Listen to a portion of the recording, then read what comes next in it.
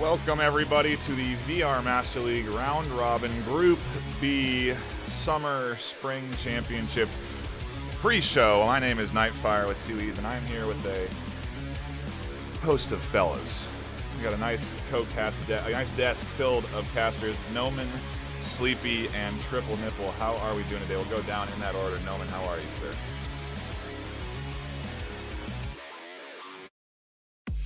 Yeah.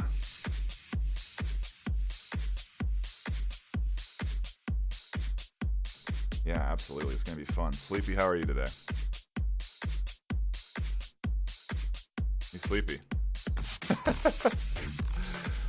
Okay. Yeah.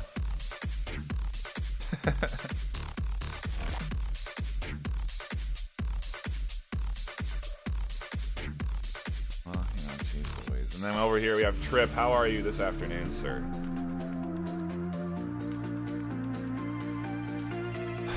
Oh yeah, it is going to be some high-quality, top-ranked VR Master League action. Today we have the EU side of the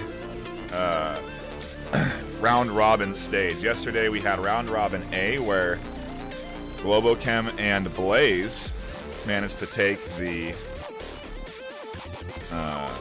championship. Noman, that must have been an exciting. Were you expecting to come out the Group A champions yesterday?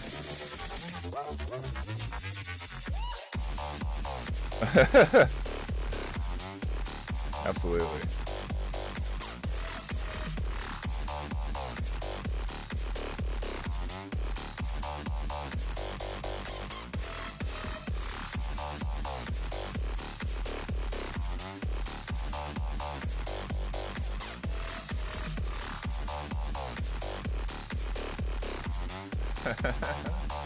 Well, you guys were playing against Globochem. While you were playing them, you guys didn't know that you had already secured that group stage, did you?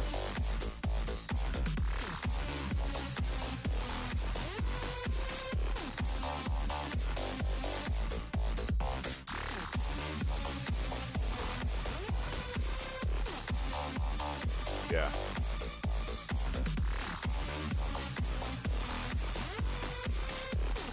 Yeah, for a while there was a good chance that if SMC, it looked like SMC were going to be able to take 2 maps on Danglers, but Danglers coming out of the gate hot, just absolutely stealing away map number 1 and spoiling that opportunity. Definitely surprised me and Sleepy yesterday.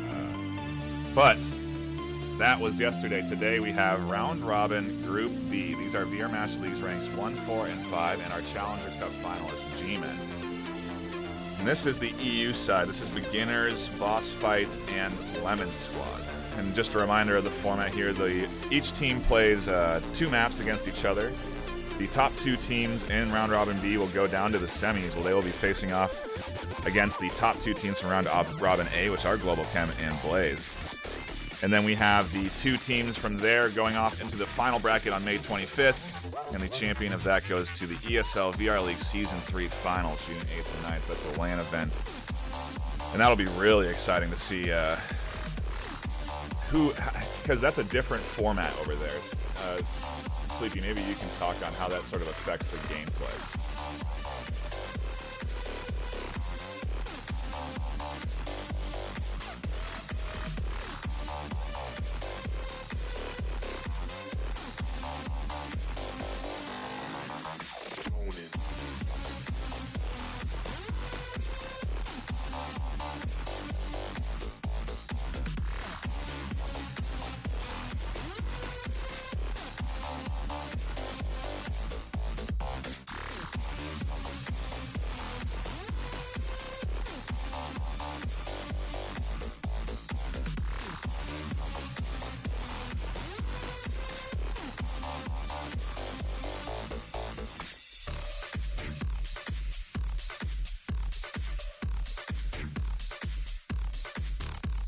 Shorter, yeah.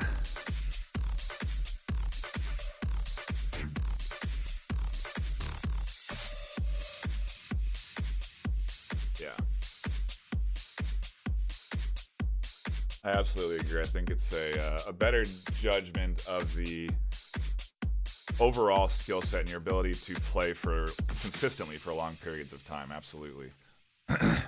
And I guess we'll pop over to the games that we are going to have today, because we do have that here. Just give me a second to pull that up on stream.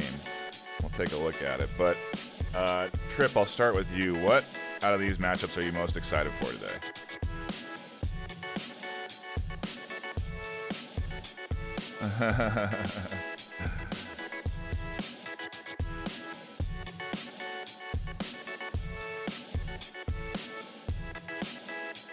Yep.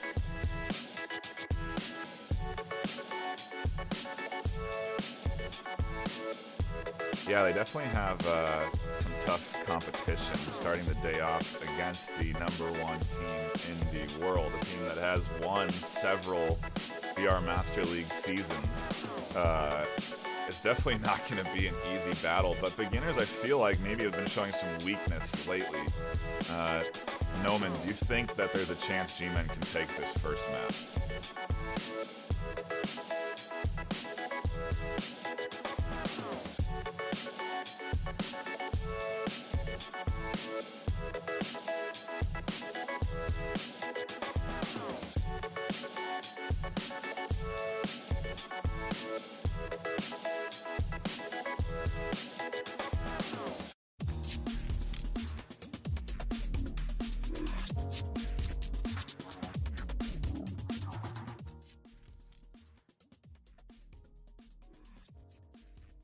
Untouchable. I think it's definitely possible. It's just going to depend on if G-Men, spent the time. I have bad news, everybody. What's that? I botched this pre-show. Oh, what happened? I didn't have you guys unmuted. Oh, that's a shame. That's a shame. Well, we had some great insight that only Knight knows now. He's gonna sound like he's talking to himself the whole time. It's gonna be awesome. I love it. Oh well, can't be perfect. Hey, We'll circle back, and we'll just do this a bit shorter here. I'll ask some different questions, but we'll get the same sort of answers.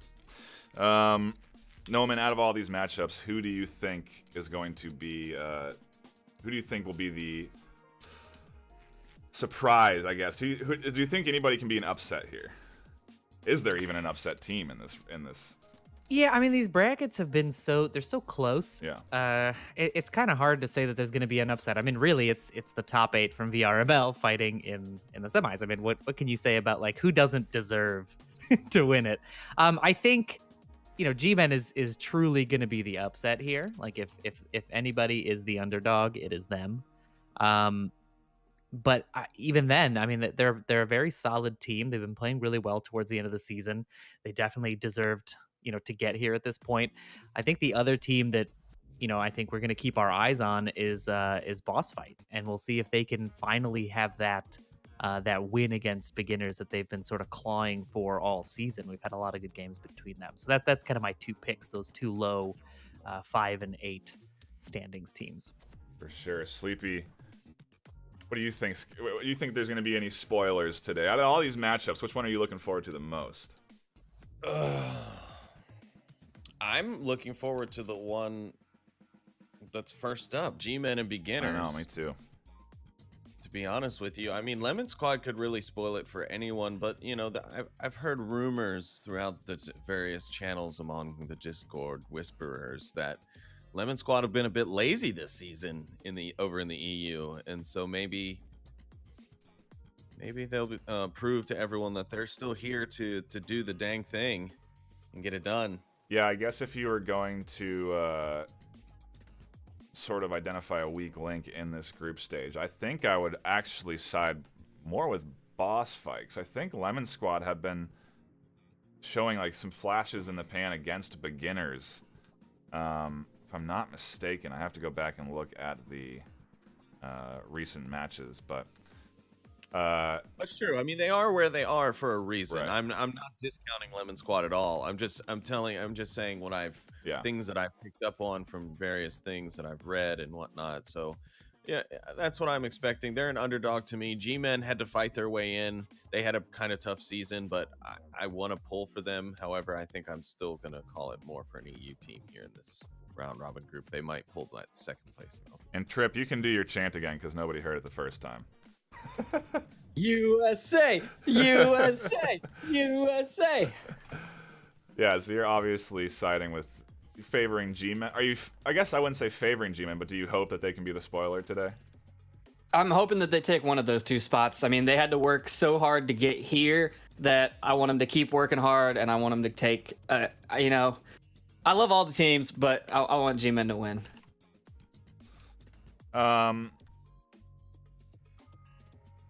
Now we are getting close to these matchups starting, so I will get your guys' thoughts on who you think will be the top 2. We'll have to make those calls now. Noman, you said you're maybe hoping Boss Fight and G-Men, but do you think that's going to be the reality of the 1 and 2 spots today? Okay, chips down. I'm in Vegas. I gotta make my bets, right? Yep. The safe bet, obviously, beginners to take 1. It's the Globochem of this group. You can't really bet against them. I mean, they definitely put in the time. They put in the homework. I can't take it away from them. The second spot, real tough, but I'm gonna say Boss Fight over Lemon Squad. I know the rankings won't agree with me there, but they played more games. They've been more consistent in their showings. Like Sleepy said, they're a little bit on the slacking side as far as I can tell in the EU. So I'm gonna go with beginners Boss Fight as the final 2 coming out of this group. Okay, and maybe one of you guys can remind me, has Boss Fight made it to the Final 4 recently? I feel like it's been a while. I could be wrong. I believe they definitely at least made it to the round robin stages through rank in the last few seasons. They did qualify to go to OC5, so they were obviously well ranked in season 6. Season 6 as well. Right. So yeah, I mean they have been performing well over the last few seasons. They have had some roster changes, I believe, but overall nothing too major. Their core player group, I think, is still there. So Sleepy, if you had to put your chips down, 1 and 2, who do you think is going to come away today?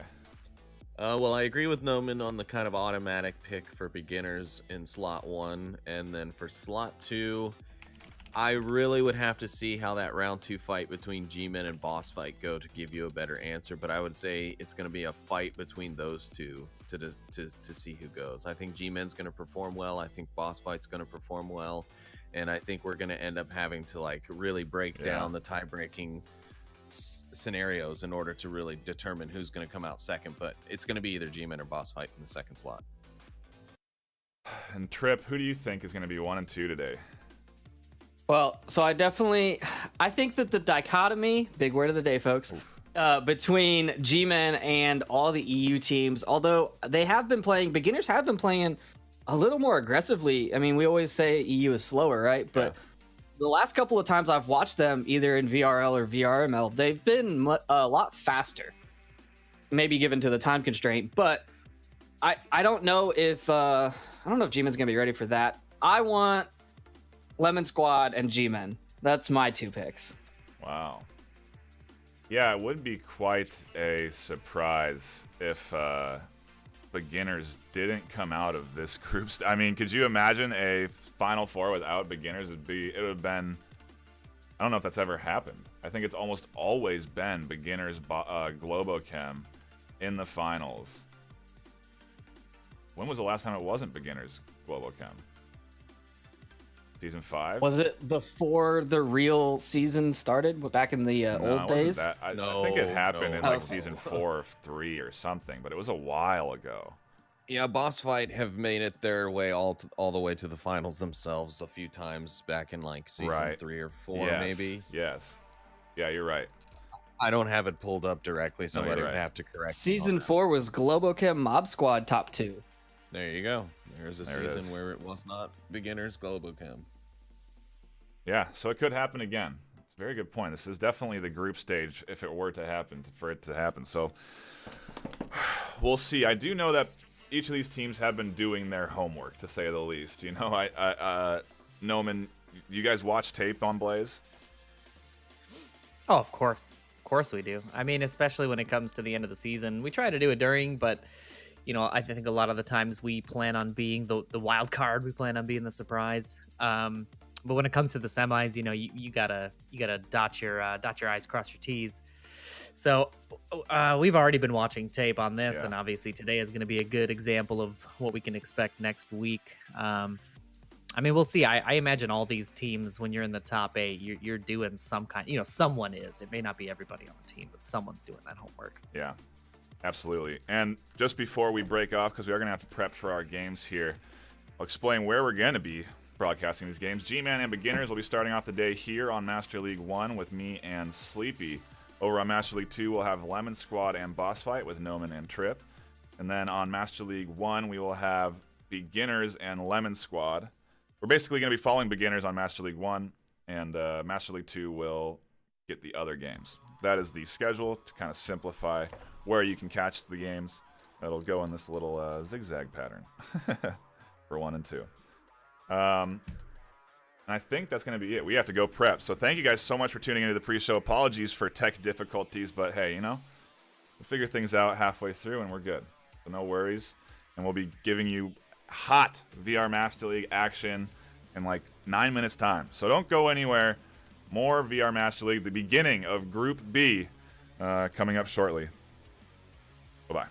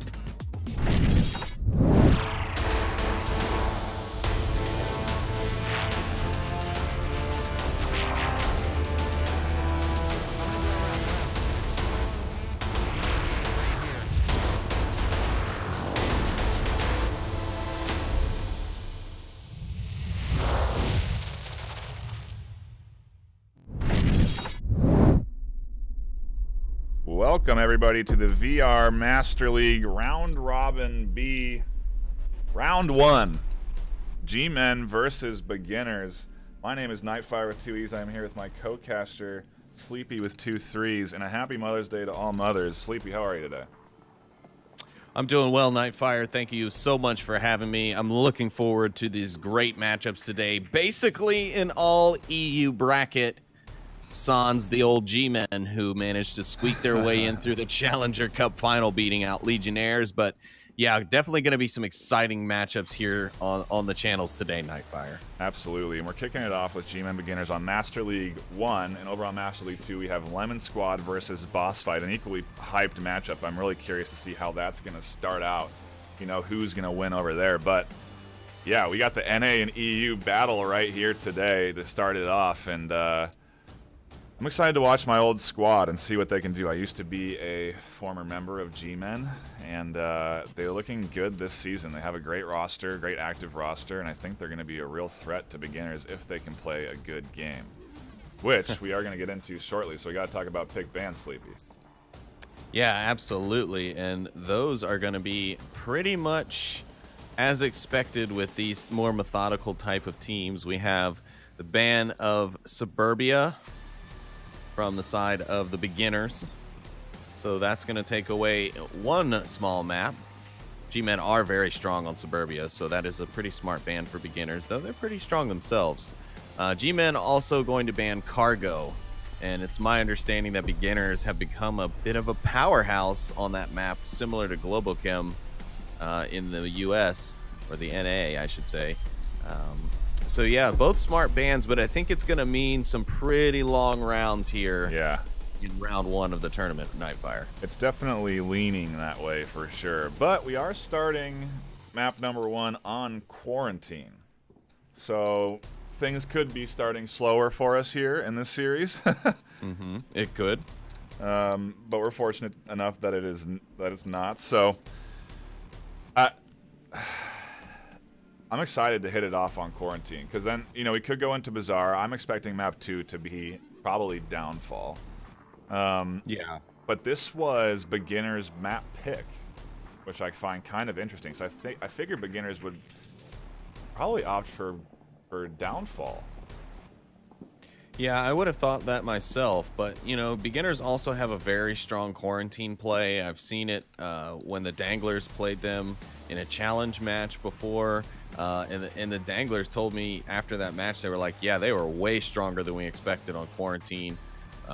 So they were very surprised. And a lot of teams, I've been watching them, they played Globochem, they played very strong against them in Quarantine. So I expect a strong match from them. I am surprised this being their pick. I would have selected Downfall like you. But maybe G-Men will change things up and we won't see Downfall, or maybe they'll try and change it up and pick Bazaar or something and speed things up against Beginners in a somewhat large map. Absolutely. Just waiting for a player of G-Men to hop back into the lobby. We should be into this action shortly. It does also seem like the other group of fellas are still getting together, so if you can just hang in there, patiently await this game. I don't know. It's hard for us to patiently await right now. We're sitting in this lobby. I need to see the action. Yeah, my coffee's kicking in, NightFiree. I'm getting the jitters. I need them to get this thing going so I have something to do with my hands. Yeah, seriously. I am really looking forward to this matchup. We talked a lot about the NA style being different than EU, but G-Men sort of bring a similar slow play style to the playing field. Beginners may be used to that. Or they may not be expecting it, frankly. I don't know. I'll tell you this. Both teams have done their homework. Oh, absolutely. G-Men, a very tactical team.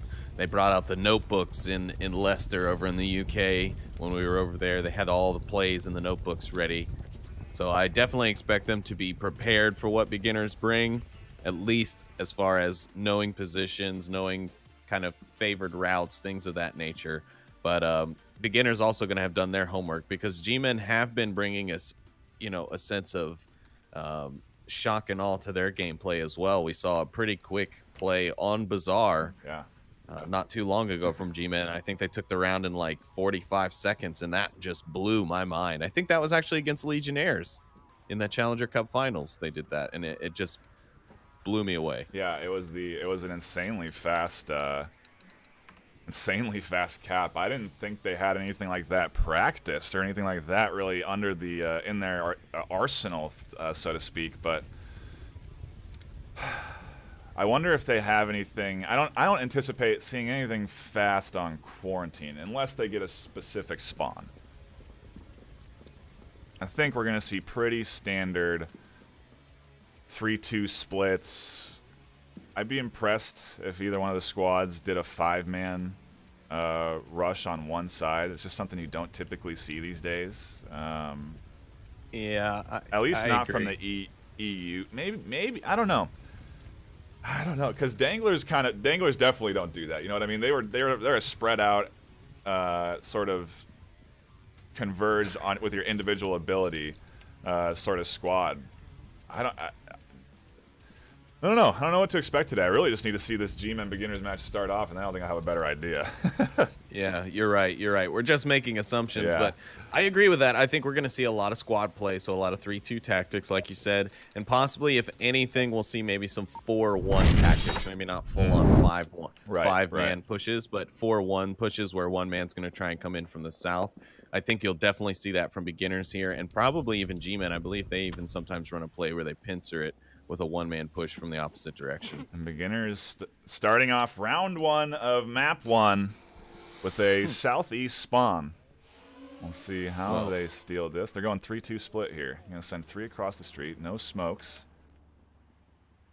Because they know the spawn of the defender. Risky, though, because there is one that may have spotted that cross. I don't think G-Men spotted the cross. Who is that over there? Is that the man?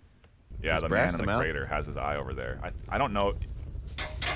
Well, now they know it was southeast. I'm going to the gas station. Some early shots out for suppression from the beginners on the plane wing in the south. And then you've got Icy Woods and crew over in the east here. Okay, I'm just putting some pre-fire up onto that rooftop, and there is one rotating super hard north. Who is that over there?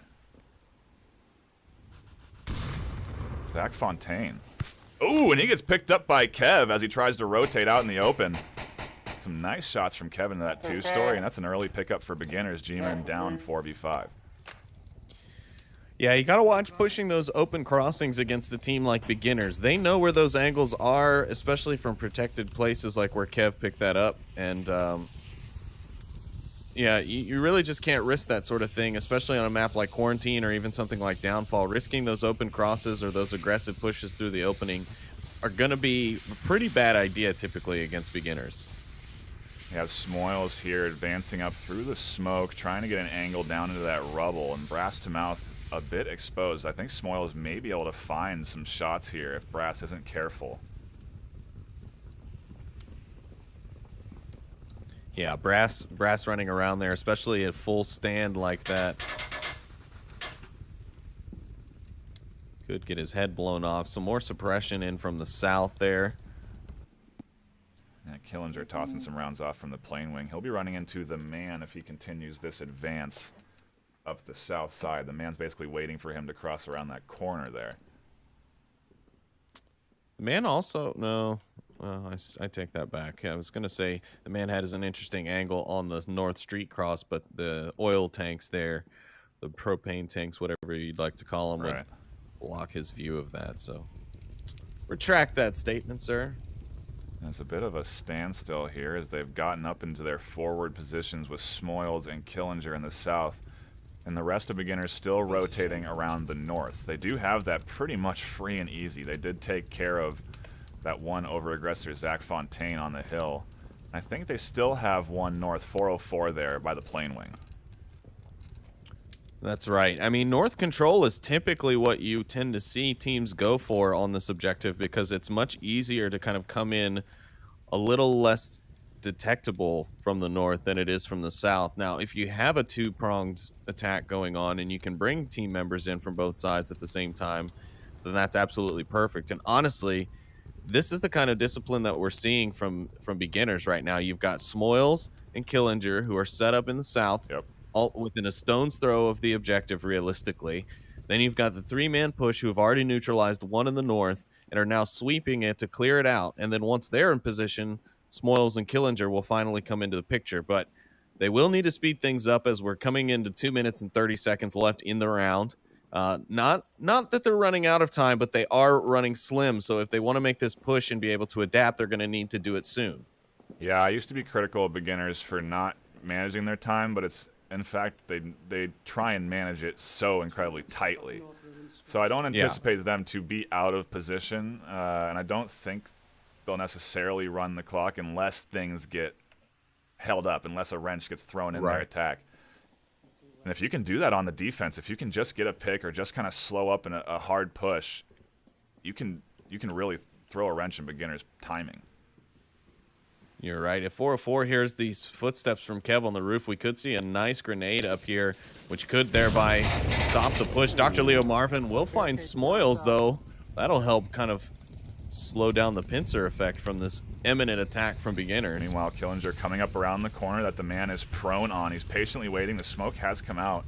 And Killinger is super exposed here as he stands on this corner. He can get picked off potentially by that wall area, but he has smoked it, so he's safe while that smoke's there, and once it dissipates, he's going to have to consider moving.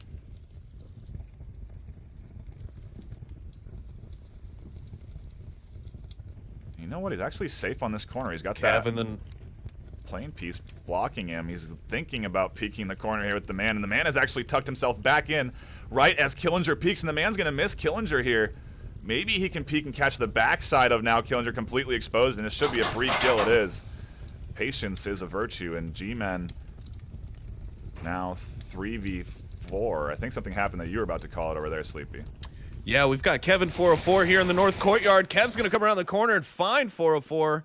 Meanwhile, Dr. Leo Marvin will get the immediate refrag onto Kev. You got IC Woods now and Woods 43, the Woods brothers, securing the rooftop. 404 still alive down there, so we'll be able to provide callouts. Dr. Leo Marvin going to find a great pick. IC Woods is on objective. 43.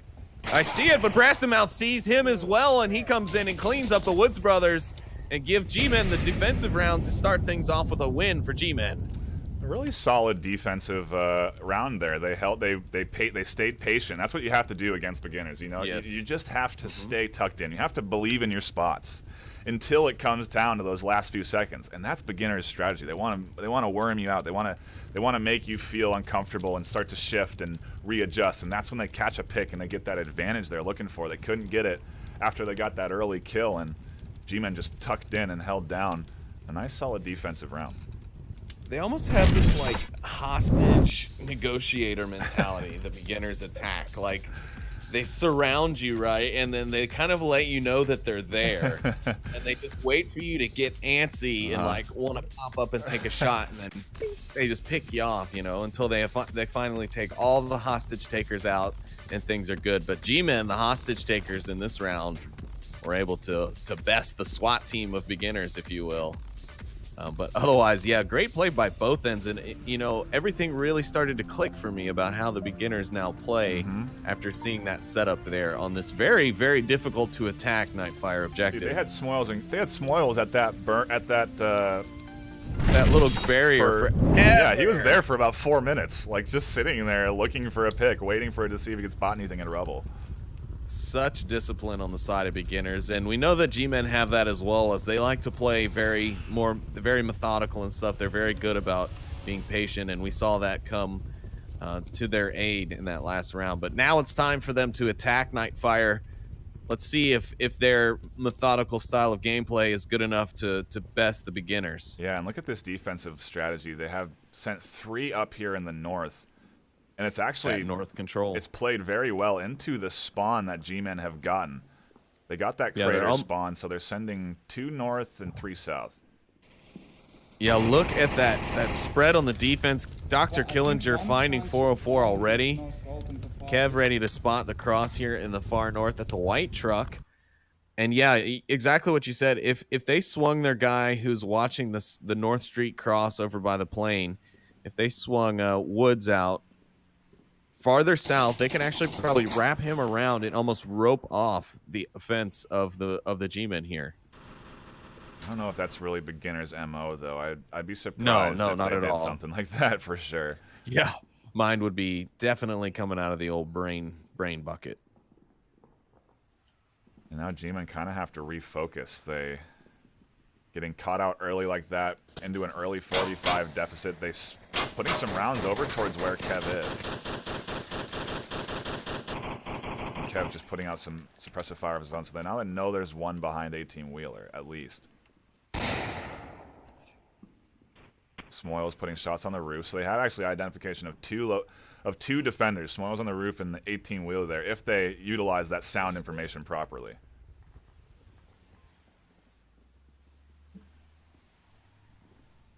Kev's gonna huck the old good luck grenade up the hill, hoping to stop any press up onto the rooftop, but it's not gonna be any good. And oh my goodness.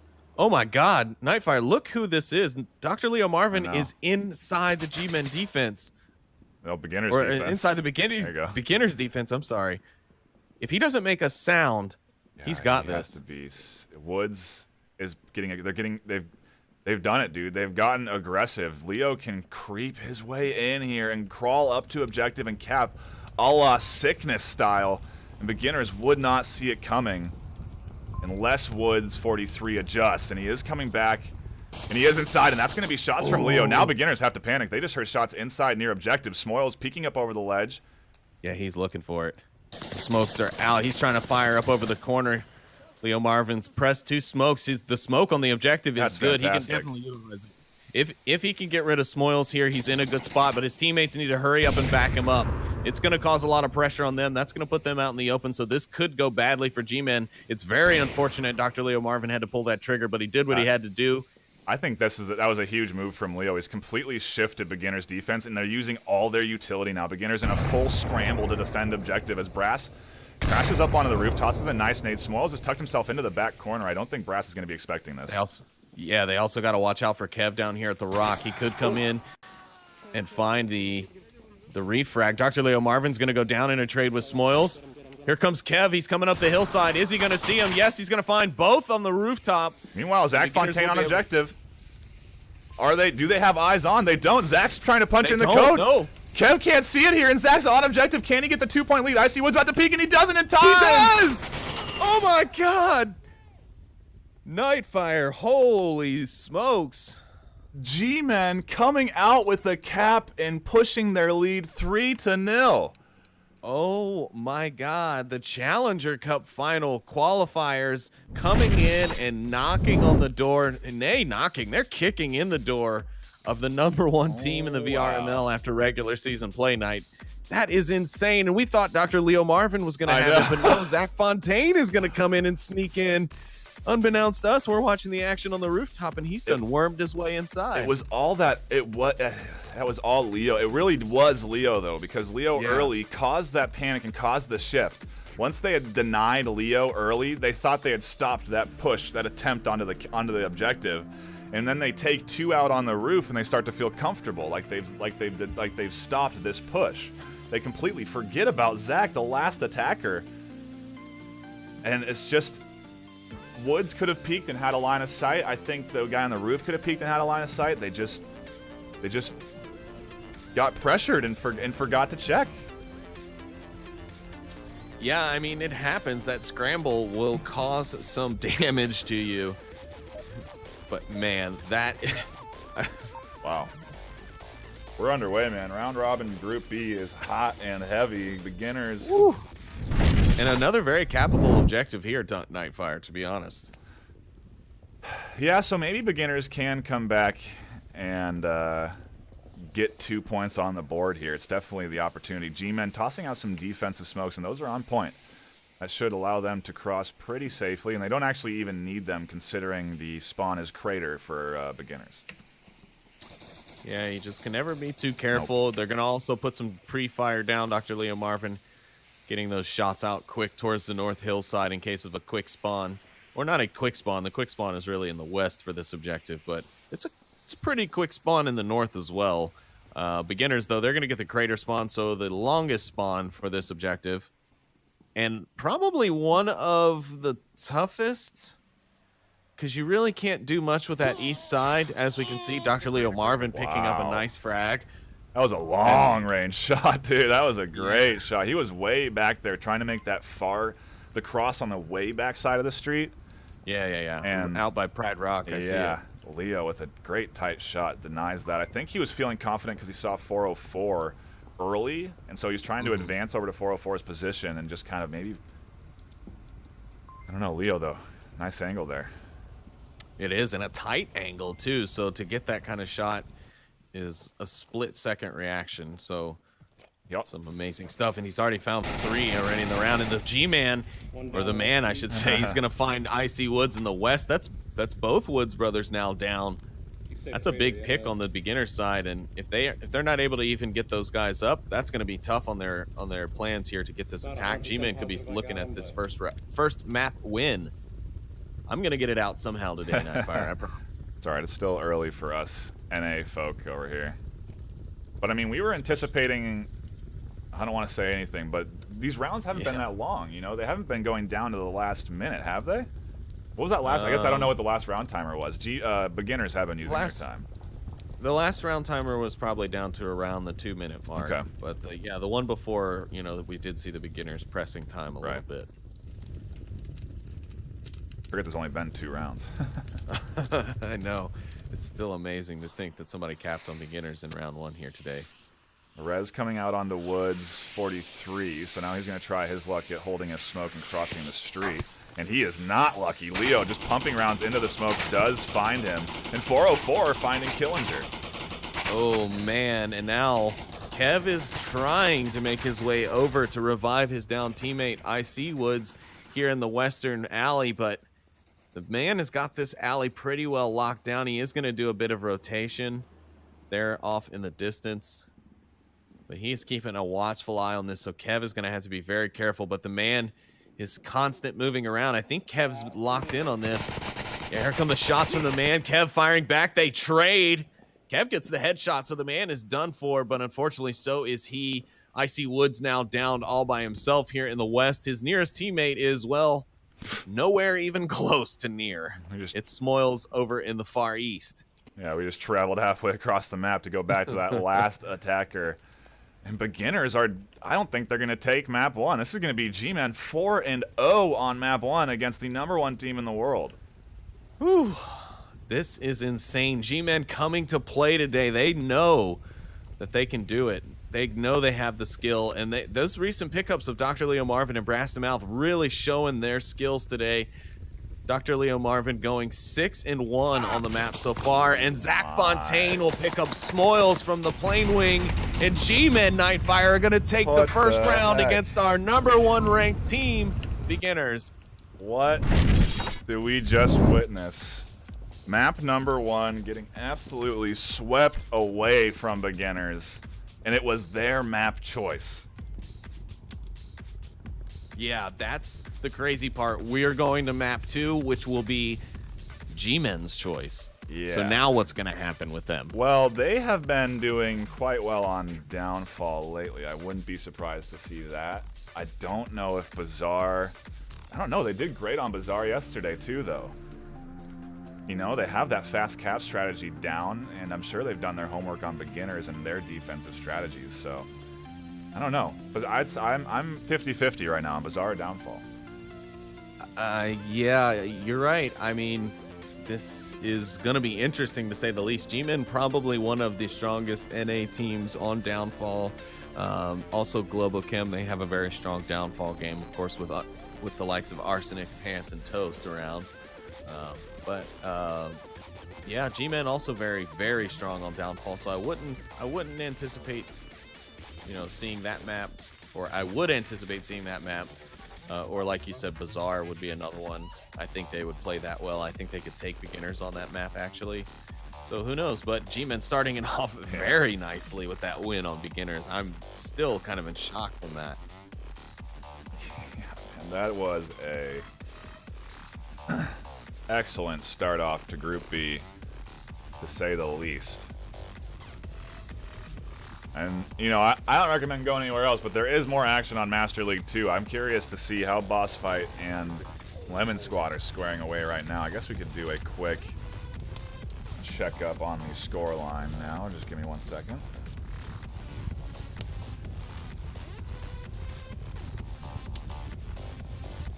Looking like Cargo 2-1 in favor of Lemon Squad. Interesting. Boss fight. Boss fight playing a little. Cargo, I'm surprised to see, is their first map too. I wonder if it is still their first map. It must be, I'm sure, but there's no way they what I'm finished really faster than interested. What I'm really interested in is the fact that they're playing Cargo. Yeah, I know. That's why. That's kind of an odd first map choice. And that it's taking longer for them to do a Cargo map than for us to do a beginner's G-Men quarantine Yeah, map. things are getting flipped around, man. I don't know what's going on right now. My entire world is upside down, NightFiree. That's what's happening right now. It's the round robin stage, baby. You get that. You get the mixing and matching. You get the unexpected. Yeah, you got that right.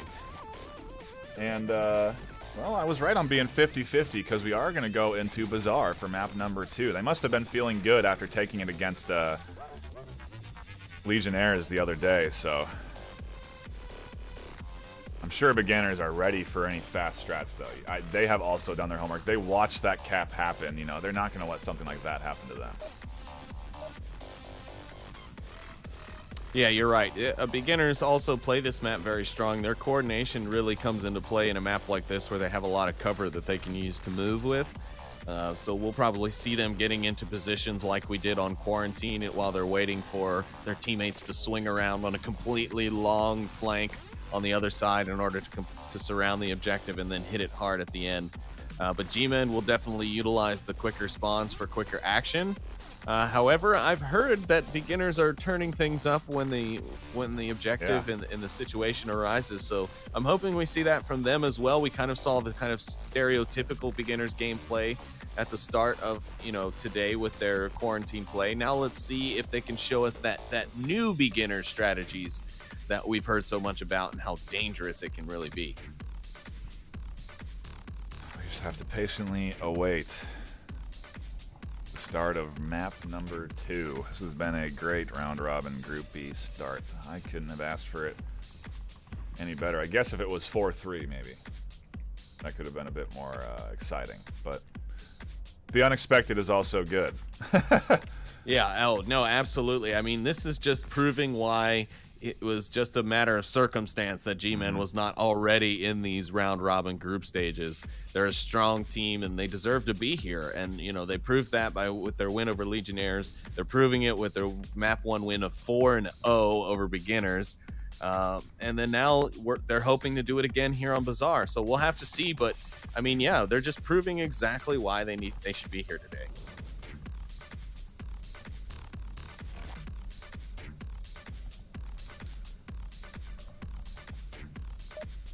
Really nice job out of them, and we'll see how they square away against beginners as we dive in to map number 2, round 1. G-Men versus beginners. It has been a hot start, and we'll see if G-Men can keep riding the momentum that they have created for themselves after winning Quarantine 4-0. They now go on the offensive, and it looks like they're going to go for a 4-1 split, sending 3 south and 1 to cross the street and come up through that middle objective. This is interesting. This is a entirely new planned strat out of them. I've never seen this 4-man line. You can hear the man saying that we want to attack south fast. So they're charging in hard here, and you know what? This may be the strat to go with because look at how beginners are aligning themselves. They have completely pushed out. Yeah, they've almost forgotten about the South NightFiree. Icy Woods is there in the east. He's able to back up the east side, but he's not going to know anyone's there until they're almost right on top of him. They're doing this because they have gotten to beginner's head before the round has even started.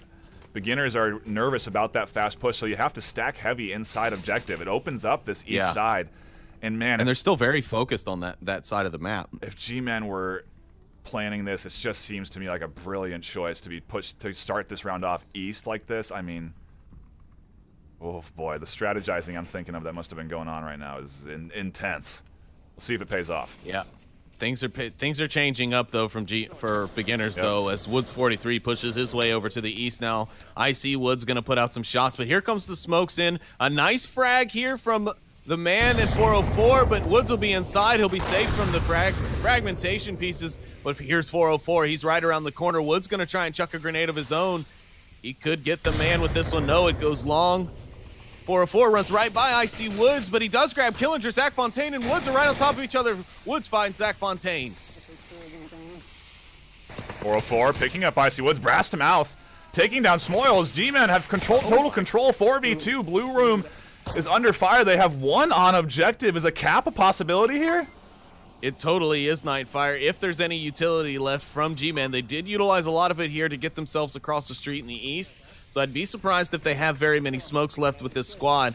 However, they should be good. If they can take down Kev here, Woods 43 is too far away. They won't be able to get there in time. Kev's going to take down another one. The man has got to save this here. They need... Or Dr. Leo Marvin's going to have to get his butt up here. Yeah. Woods 43 now crashing in from the north. The man's going to be in a pincer here. He's not going to know it's coming. He pushes on Woods. Woods finds a kill onto the man. Brass to mouth gets finished off, and it's now all up to Dr. Leo Marvin, and what looked like a perfect push from the G-Men has turned out to be a beginner's clutch. Huge picks from Kev there, saving them that round. If Kev goes down there, they're done. They lose. That's a 2-point round start for G-Men. I'm amazed that he got those. He was really nice shots from him. Keeps beginners in this, and now it is all up to Dr. Leo Marvin, who may find one here if he were just peeking there.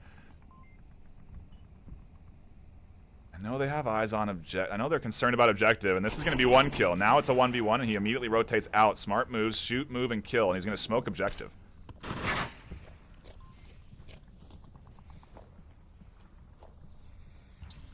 A well-placed smoke there, too, to cover that alley just in case he does decide to double back and use it, and it would have been smart because Kev completely relocates. I think he's got sightline on that corner, but within the smoke, he might be able to do it. Kev's going to rush to check the alley, but Dr. Leo Marvin's not going to be there. Knock, knock. No one is home. We'll see if Kev can get another frag from this angle. This is where he's picked up 2 already, shooting from this exact same position, so... Yeah, he's dangerous in that room, NightFiree. That is for sure. He took down a 3-man push from G-Men, who should have been able to lock that up pretty tightly. There, man... G-Men looking really good right now, though. That was definitely not an attack. Wow. I'm impressed. Yeah, I'm impressed on both sides. Yeah, it was an impressive play, but Kev really shut that down. Huge. And to be fair, he shouldn't have. G-Men should have normally been able to counter that and get the refrag pretty quick. But he does do that. Played that room well. Yeah, and they effectively shut it down. Woods 43 finally gets the news and rotates. And I mean, yeah, just... Do you think... This is the kind of play we get, but... If Kev... I don't know. I don't know if Kev hears Leo. If he moves, it's going to be a snapshot between the two of them. Leo sees him. The stress of the suppressive fire doesn't pay off. Kev with some huge kills. What is his end of the day scoreline there? 2-0. Wow, I thought he had more. Maybe I think there was Woods some shared. Yeah, right. Yeah, you're right. Yeah. Some shared kills there, but nonetheless, sharing kills is caring kills, right? Man. Wow, what a great round 1 for Bazaar, though. Coming down to that 1v1, probably indicative of what we're going to see on this Bazaar map. I think this one's going to be more 3-3, bit blow for blow here. And honestly, that was one of the coolest plays I've ever seen on that objective, that spawn.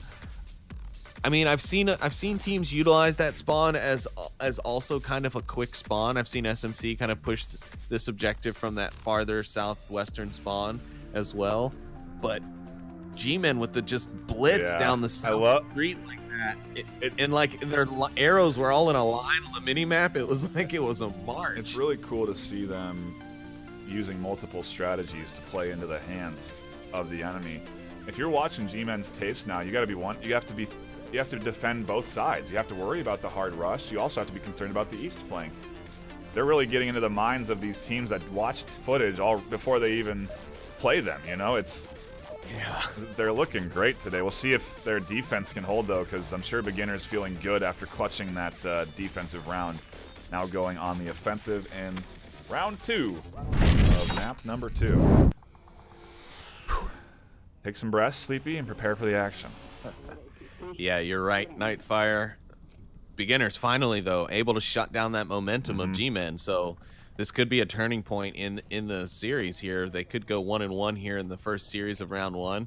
Or G-Men could say, you know what, that doesn't mean ish to us. We're going to bring it back right now and just show you why we took you 4-0 on the first map. Ooh, look at this. Look at this cheeky little C4 placement. I'm not sure it actually went where he wanted it to specifically, but it might be able to do some damage from there. Yeah, I think he probably more wanted it inside that little corner there. Either way, I think they have identified spawn as Killinger gets out here, does take some shots. You can maybe assume it's southeast, and an interesting defensive setup. They have one in Kayat, the man over there. Yeah, I was just zooming my cameras into him because I saw him doing a little pants dancing up there and upstairs trying to find an angle on someone, and yeah, he's methodically checking out the top floor and trying to find the beginners because, as you said, they have identified the spawn. They know where they are for the most part, but the G-Men pretty good about blocking down the east side. They don't have Chief Pineapple with them today, so I don't see anyone in this far east hut, which also coincidentally has been kind of patched up. There was a window there. They have a really weak east side defense here, and this is really open up for exploitation out of Woods and Kev. If they push in here, they got a nice easy cross across the street. Zach Fontaine, if they push for the blue room hallway there where Brass the Mouth is sitting, Zach Fontaine will see it. He's kind of rotating back and forth to watch those pushes, but yeah, it is a pretty defense. Yeah, you're right, though. They do have Zach, but he's really their only line of defense, but they haven't stacked up 4 heavy like G-Men did, so it's really only a 1v2 on this east side right now. You're right. And Dr. Killinger up on the scaffolding there. Brass to Mouth totally going to hear all of that aggressive movement from him. And this is kind of where you see a differing strategy. Brass, I think if this were... oh, that was interesting. We caught that on cam, too. Using a click code there. Brass punching in a number of clicks to identify that there's somebody near his defensive location. They know that a certain amount of clicks allocates to a certain player, and it's a great way of being able to communicate that you hear somebody without saying, I hear somebody, a la Pants.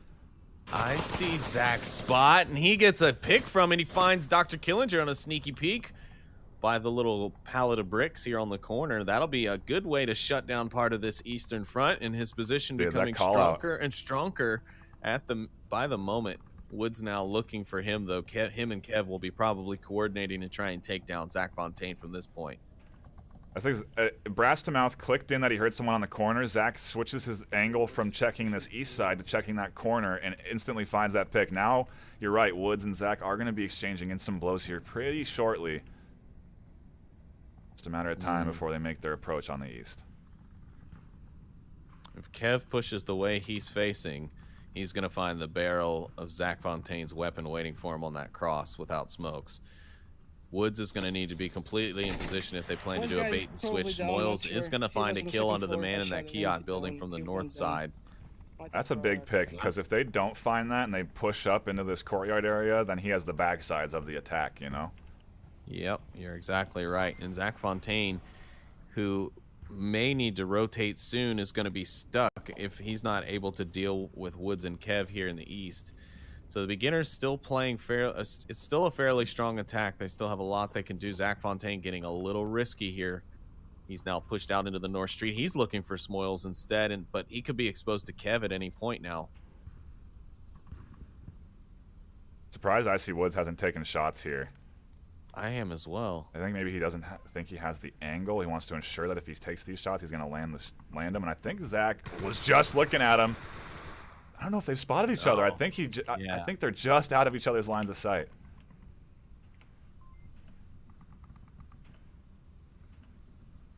Oh, there he is. He calls it out. Takes shots. He gets picked up from the backside by Woods 43, and there's a quick trade 1-for-1, and it still keeps things 3-3. Wow, talk about communication. You just almost wonder if Woods 43 was standing there behind Zach Fontaine for like 30 seconds. Yeah.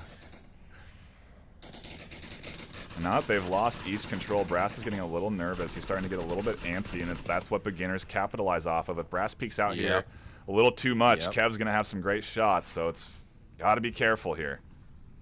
Oh, Brass sees Kev, but it's not going to work out for him. And exactly like you said, NightFiree, he's going to peek out to get greedy, and Kev is going to punish him for it. Now it's just the two defenders left inside the objective. Dr. Leo Marvin's position seems to be exposed from Woods 43. He's suppressing it.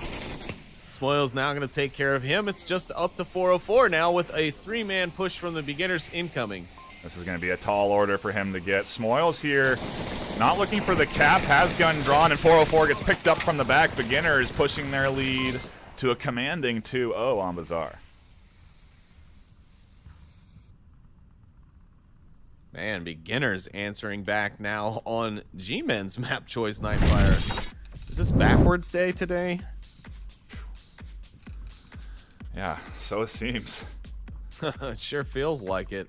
Definitely hard fought, G-Men winning handedly. Oh, for sure, on both maps. Yeah.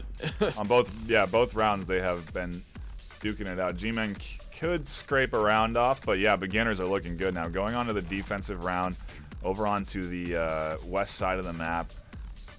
Not an easy one, really, to attack, and you can kind of change up. There's so many different options for defensive strategies here. It's gonna be a tough one for G-Men to infiltrate. I'm gonna say maybe we go to 3-1. Beginners probably exchange both rounds here, and then it's gonna come down to what happens with G-Men's 3-1 Marsoc round. That's gonna be my guesstimate. I don't know. I like this objective. It plays into some very interesting sneak caps sometimes. So if we can see another Dr. Leo Marvin, Zach Fontaine a la Cap commandos of the G-Men here with the right smokes, I don't know. Things could get interesting, but yeah, beginners are looking very strong here. I'm sure their defense will be quite strong as well. We'll just have to see what interesting plays the G-Men bring to the party here today.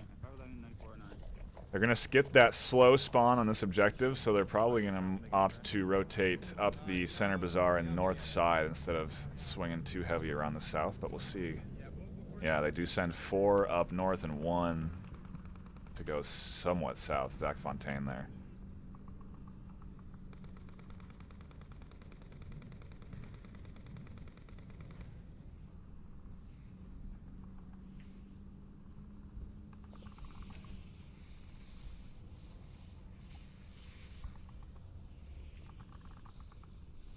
Beginners keeping it pretty tight. Pretty tight, but there's no one. They have a heavy coverage on the north, really. Killinger can peek. Woods is peeking. Kev here on the corner to back up Woods if he goes down. So they're definitely in the right spots to defend the G-Men push here. There's one in the northeast, pushing the north wall. And Woods has identified one already. One close. 2. Northwest of the market.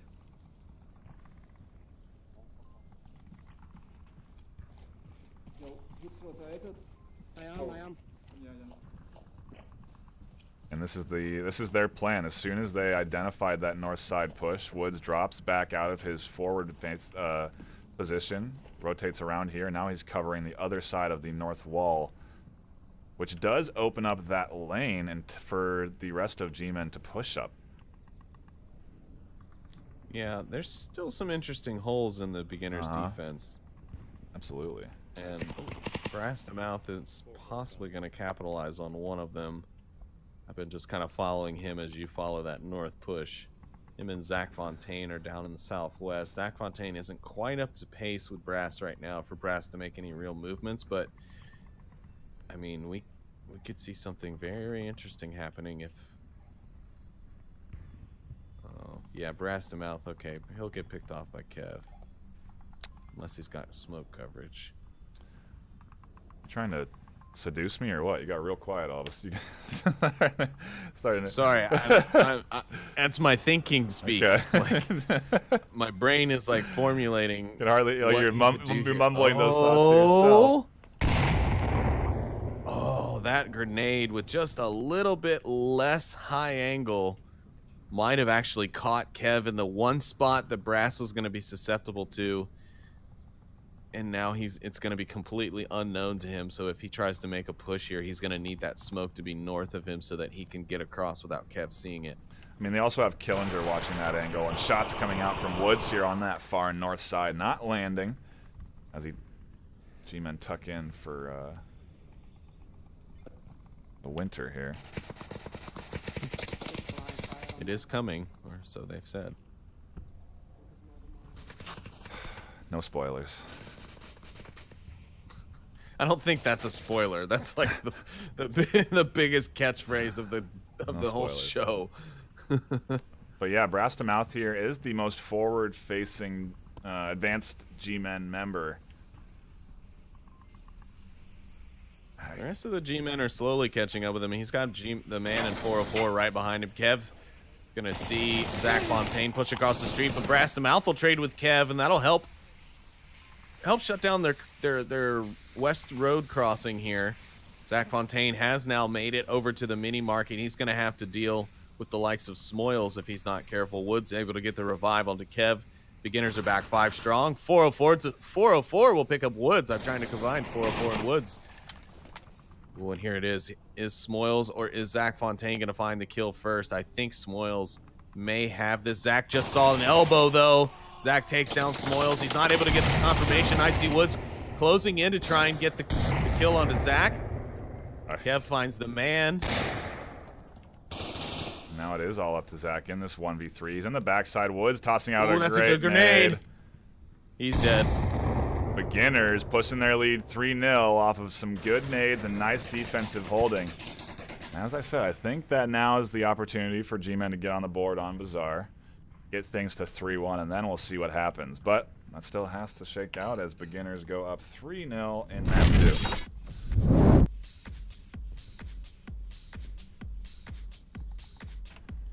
So yeah, Nightfire, maybe your predictions will be a little better.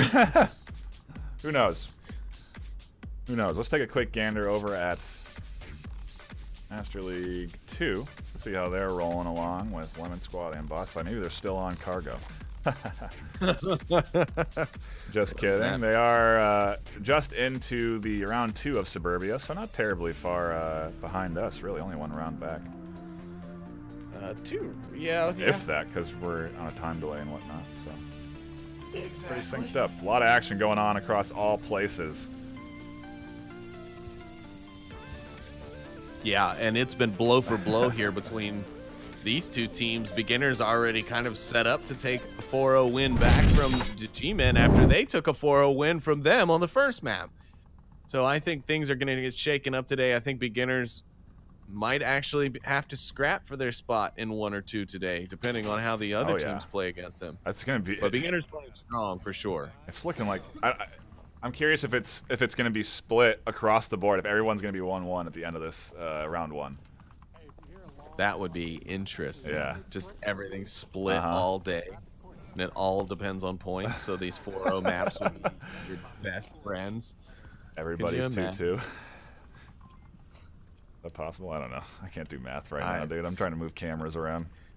Yeah, well, that math is way more complicated than just 2 and 2 and 4, and especially once you get into all the tiebreaker scenarios. Pushing windows in front of me. Either way, it's early shots from Smoils. They should have an idea. I don't know, actually. That might throw off of where they think the spawn is. Oh, yeah, well, they're just going to be waiting and trying to keep the attention there while their guys here in the north, Woods 43 and Dr. Killinger, push their way around to get into position, because we know that they're just going to be making sure to get everyone just kind of in position with any picks that they can get along the way safely. And then comes the attack. Then comes the chaos from the Beginners.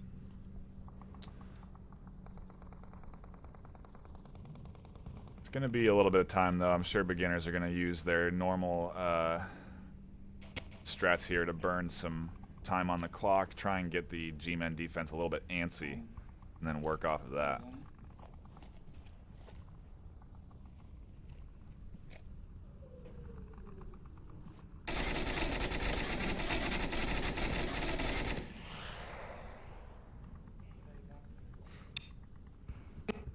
Well, it's not going to work for the most part. I mean, we've seen the G-Men are pretty disciplined as far as being able to sit still.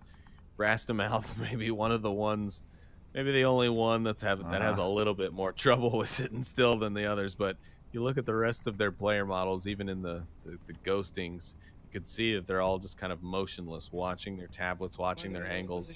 Meanwhile, Mouth is over here worming around, watching this window, watching that window, hoping he'll see some action soon. It reminds me of the new guy in all the war films. It's always like, yeah, let's get in there, let's do it. And all the grizzled vets are like, yeah, just wait your turn, kid.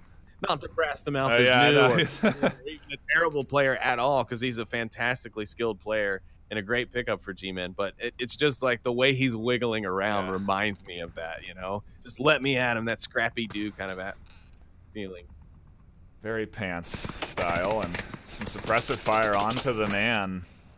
A very standard spot to be in, so I'm not surprised that they just kind of assume that someone's there, but I think Smoil is just kind of dumping some rounds just to let them know.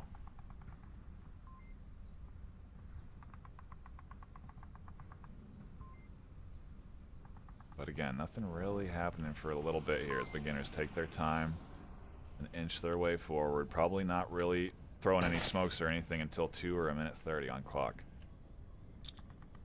Ooh, those shots from Wood 43 on the north, I'm not sure if they were intentional or what, but a reactionary C4 will come out on the north side from G-Men. I'm not sure if Wood's pre-fired on that balcony position that most will normally take here, or if he was just, because he was proning, maybe he accidentally squeezed his trigger and had a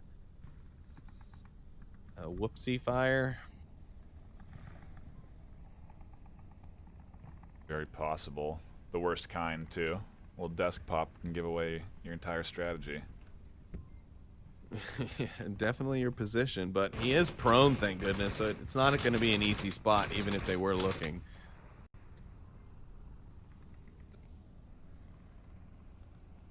And this is it for beginners. If they can get this round, they take map number 2 in the exact same fashion that they lost map 1. So the perfect answer back. And I'm sure they may even be looking for a cap here to sort of get that extra round, extra point lead.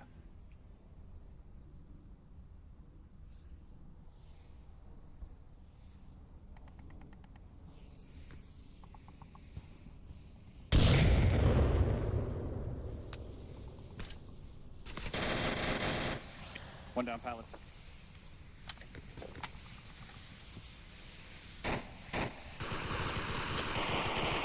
There go 2 for beginners. Brass to Mouth and Zach Fontaine finding some picks. There's one right on the corner there. Doesn't opt to round. And Dr. Leo Marvin moving in the backside as 404 picks off Woods. Kevin the smoke does get picked up. Brass to Mouth finding Kev on the backside. And now it is all up to Dr. Killinger, and it is going to go 3-1. Unless Killinger can make some sort of impressive 1v3 comeback here. Oh, he tries to go for the double tap on Leo, and he misses. Understandably, though, as he does try to pop around very quickly as to not get taken out trying to get the double tap. He realizes he's now not gotten it. He's relocating because Dr. Leo Marvin is just giving constant call-outs to his teammates now.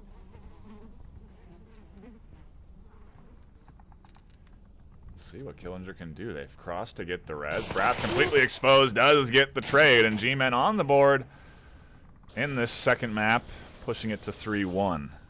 Now the real question comes into play, Sorry. Yeah. What's gonna happen? You're exactly right. You like my predictions yesterday, NightFiree. Today you hold the power. You have predicted this one exactly as it is. They've traded defensive rounds, and now it's up to G-Men and how they attack this next objective. Now, this next objective is very capable for both teams here. Capable. Well, yeah, but I just mean capable. Even for G-Men to just convert for a 1-point win here and go back to defense for the win. Or for another point, however. But yeah, it is very capable also. So it's a good chance we could see G-Men get in another kind of sneaky play, but I don't know. I think beginners are a little more careful about how tight they watch the objective after that happened in Q1. Yeah. We'll see what kind of spawn G-Men get and how they work with it, because you can put some smokes pretty quick onto objective. Yeah. And be up there pretty fast. So I'm not and sure. use some pretty interesting positions to get that cap. I mean, Yeah. you don't have to go inside that building to get it, you know? Like, that's a safe place because you do have those walls to help you out. But if there's no one in that blue garage or no one watching from one of the little doorways across the street, you can, with the right smokes, you can just cap it from right outside. You just got to be brave enough to try it. That's what it really comes down to. I mean, in this postseason like this, you won't see a lot of teams try that unless it's really early on in the round. Like say Brass to Mouth was able to push his way quickly through the center bazaar there and get himself into position. Then yeah, try it. You know, get a little risky, but beginners thinking they've got the western spawn. I wonder if the flare was used to call their spawn by the defense. I just noticed there was a flare that went to the west side of the Kiat building, and then some fire followed it. Interesting. And G-Men opting for not for the slow push here, sending a couple around the far north side. They're going to be trying to wrap around to the west, even though they got that east spawn.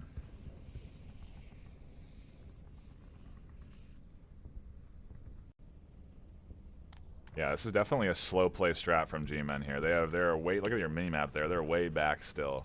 That first minute in. They're not trying to cross any streets yet. They're just looking for any early advancing push from beginners. Yeah, you know, the momentum has changed for them. They did grab that point. They probably feel really good. You know, it is good for them to at least grab the points they can if they're not going to take the map in case of tiebreakers.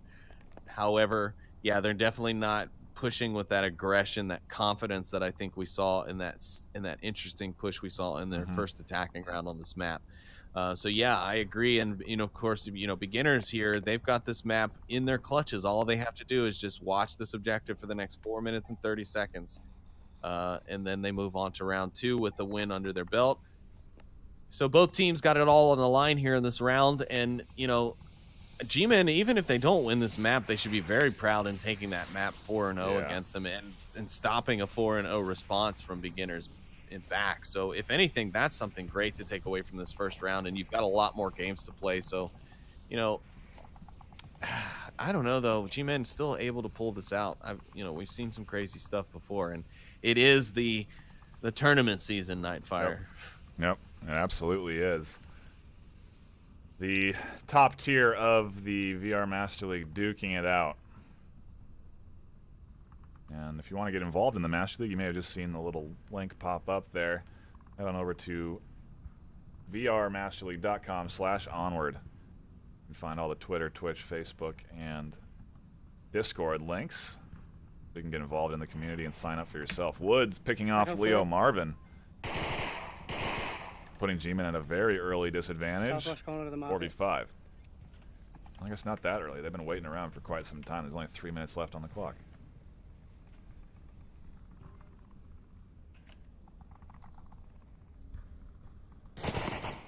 One down. Great refrag from 404, but it wasn't a headshot. Must have grazed his shoulder, and I see Woods going to be able to come over here and get the res. Well, he was a soldier at one point, NightFiree, but yes, it probably shot him in the dang it, now I can't say it, in the shoulder. Oh man, sometimes the simplest words, right? 2 minutes, 30 seconds. Yeah, and the G-Men squad, aware of the time they have left, radioing in, and I'm sure there's going to be a bit of false confidence here after that pick from the man. I would assume that that's an insta kill from you know what was exposed. Smoke is not on point, but it's close. And the man, I think, was trying to smoke out Killinger's line of sight there, but didn't. And now 404 pretty exposed as he crosses this street. Is going to be able to make it. Drops his pad, has to go back and get that. Still alive. Gonna need that later. Yep, might need it. Killinger did see the cross. It was called out, but unfortunately it does not look like he's got the angle on it just yet. His Look at cohorts G-Men's there. positioning. Brass to Mouth close to objective. They have one on the south side. They're pinching in on the OBJ with a super heavy beginners defense on the west. Yeah, but they've still got to count for Kev and Smoils, who's laying prone there in the floor. All this fire from Brass to Mouth is going to keep things interesting. There's Kev. He's going to be waiting just inside the door to the left in an interesting spot. Kev's going to find Brass to Mouth, and that's going to take their forward push out. 404 and Zach Fontaine, though. Zach Fontaine might be able to actually sneak in here, though. He could go belly down from here on out, and sorry, my camera's not good. He could definitely just prone his way up from right here. A great double from 404 there. Well, beginners better start looking out that south window, because Zach Fontaine's going to be there at any moment with his tablet out, getting a cap for G-Men. Oh my God, NightFiree! I swear to God, think Zach Fontaine has an angle on the objective.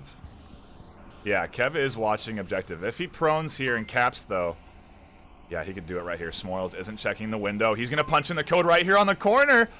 Nobody's checking, and G-Men tie it up 3-3. What did I tell you, NightFiree? What did I tell you? Still plenty of potential for them to cap. Zach Fontaine did exactly what he needed to do. No triggers pulled. He pulled his tablet out. He got the minimum distance he needed to get, or the maximum distance he needed to get from the objective, and he capped it with that right under the noses of at least. Were there still 3 of the beginners up? Yeah. I know there was Spoils and Kev, 3. And I think Dr. Killinger also still alive in that double. Yeah. Right. So yeah, that was another amazing cap play from G-Men. You have got to be kidding me, NightFiree. G-Men could be locking today down right here. This is a heck of a start, and if they can get this next defensive round, yeah, to come away against beginners, you know, it's. I don't know if it's downhill from there. You know, you still have some tough. How can you go downhill from there? Like. No, I'm saying they still have some hard, you know, it's even if they go 2-0 against beginners, they haven't really guaranteed themselves a position in that first and second spot. They still have to go up against. Yeah, they still have plenty of tough games ahead of them, but I mean, if you continue to play on this level, what's to stop you? Yeah, they're looking good today for sure. Pushing up that. I'm still interested. To me, it's still going to depend on what happens in that G-Men boss fight game. After that, I'll be confident. But I think G-Men, if they take this map from beginners here with a tight defense, I think they might have sealed their spot in their first place spot in this division. Wow. I'll call it. I think that's early guesses, but you can go ahead and say what you want. I wouldn't be so confident, especially if I was G-Men, even if you do get these first 2 maps, because they nearly lost this one 4-0, and I've seen them get asked, like, if they just loosen up a little bit, it can be bad news. So yeah, it's definitely good to feel good after 2-0 map on beginners, but if they start to let that get to their head, I can see them losing a bunch of maps in the middle of this round. I'm not saying you shouldn't get ahead of your, I'm not saying that they should get cocky and just phone it in the rest of the day, but if they continue to play like they have, I mean, yeah, for sure, almost getting 4-0'd here on this map or not, their play is strong, and beginners are going to be kicking themselves for getting capped on twice. I mean, they're a strong team, yeah, really. And their defense is no joke. So yeah, I absolutely agree. It's a heck of a start for G-Men. See if they can secure this map. They still have to defend the objective, as things are all tied up 3-3 in map 2. this is a better scenario for the G-Men to be in than what could have been with just a simple round win, because then they'd have to go back to defense and then do it again on offense. Now all they have to do is make sure that this uplink doesn't get captured and that they all stay alive for the next 5 minutes and 30 seconds.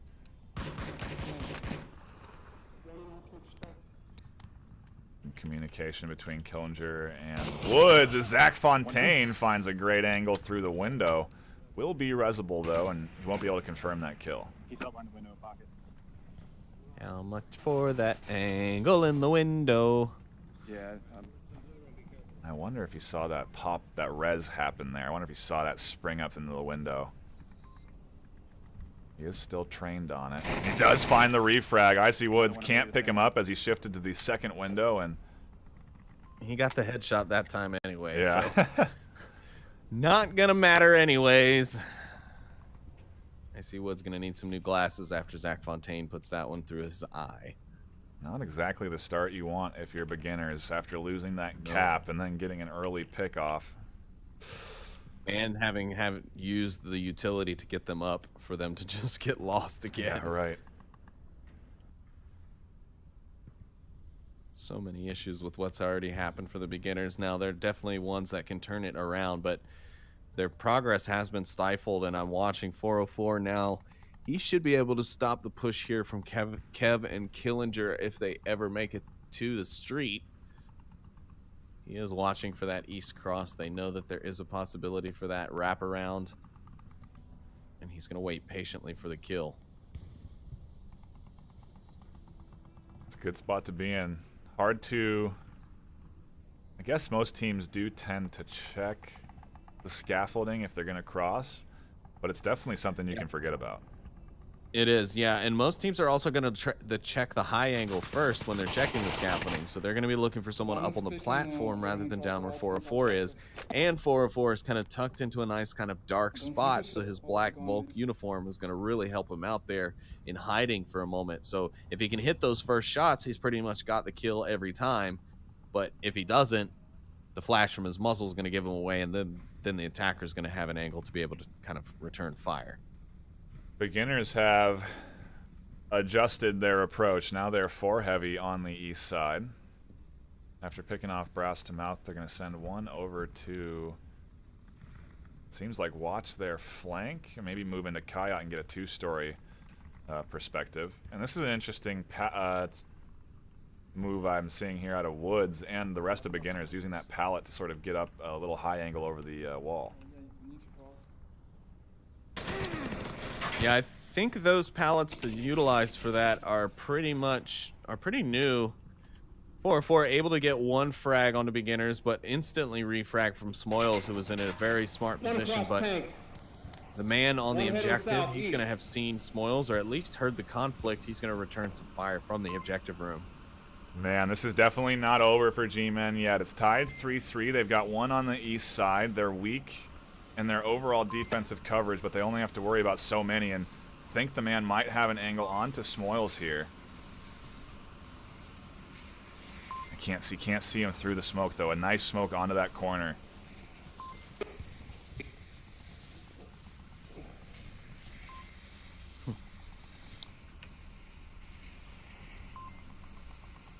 Smoils pushing his way in. He's going straight down the street, which he's free and clear to do because the G-Men don't have any eyes this way on that full cross. And you know what? That's fine at this point. But you know what? Zach Fontaine sees all. He finds the headshot onto Smoils. And that guy is truly the MVP of today for G-Men right now. Him and Dr. Leo Marvin, Brass to Mouth, those guys playing extra ham today.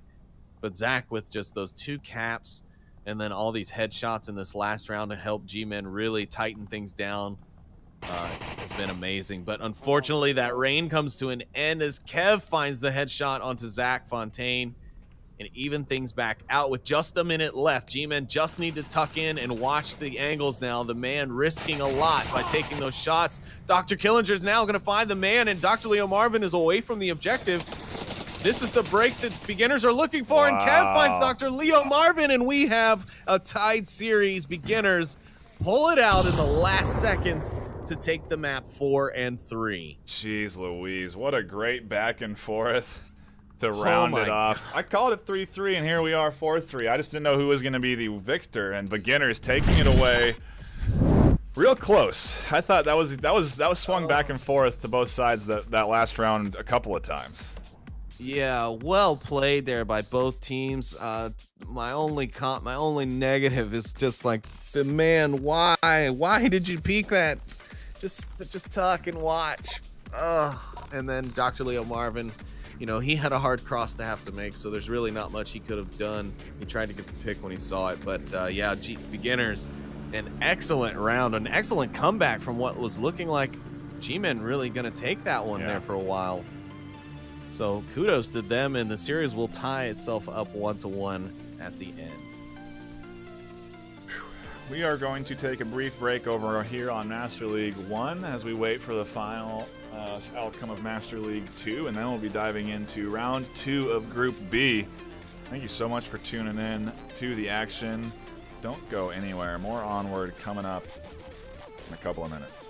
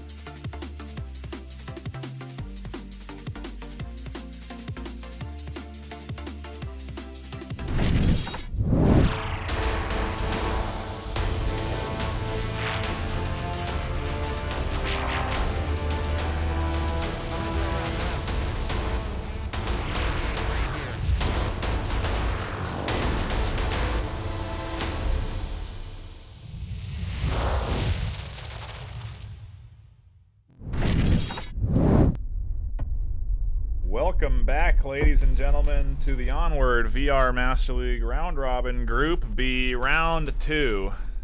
We are wasting no time looking at pick bands as we hop into Beginners versus Lemon Squad, Map 1, Round 1 on Downfall. My name is NightFiree with 2 E's. I'm here with my co-caster Sleepy with 2 3's, and we're here to bring you more Onward. How are you today? Oh, wow.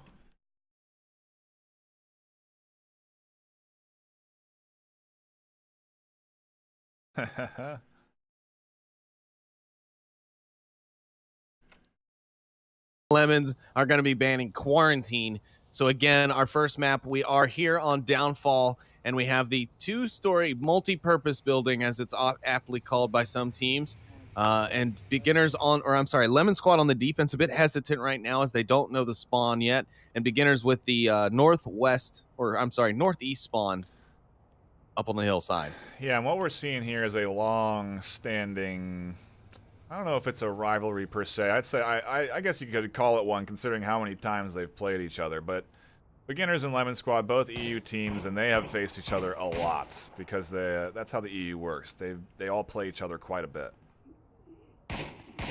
Yeah, they do definitely have a more repetitious league over there, just simply because they don't have as many teams as we have here in the NA. And that factor alone means that they're often playing each other more than once, especially with the quite narrow MMR spread between the European division when looked at on its own.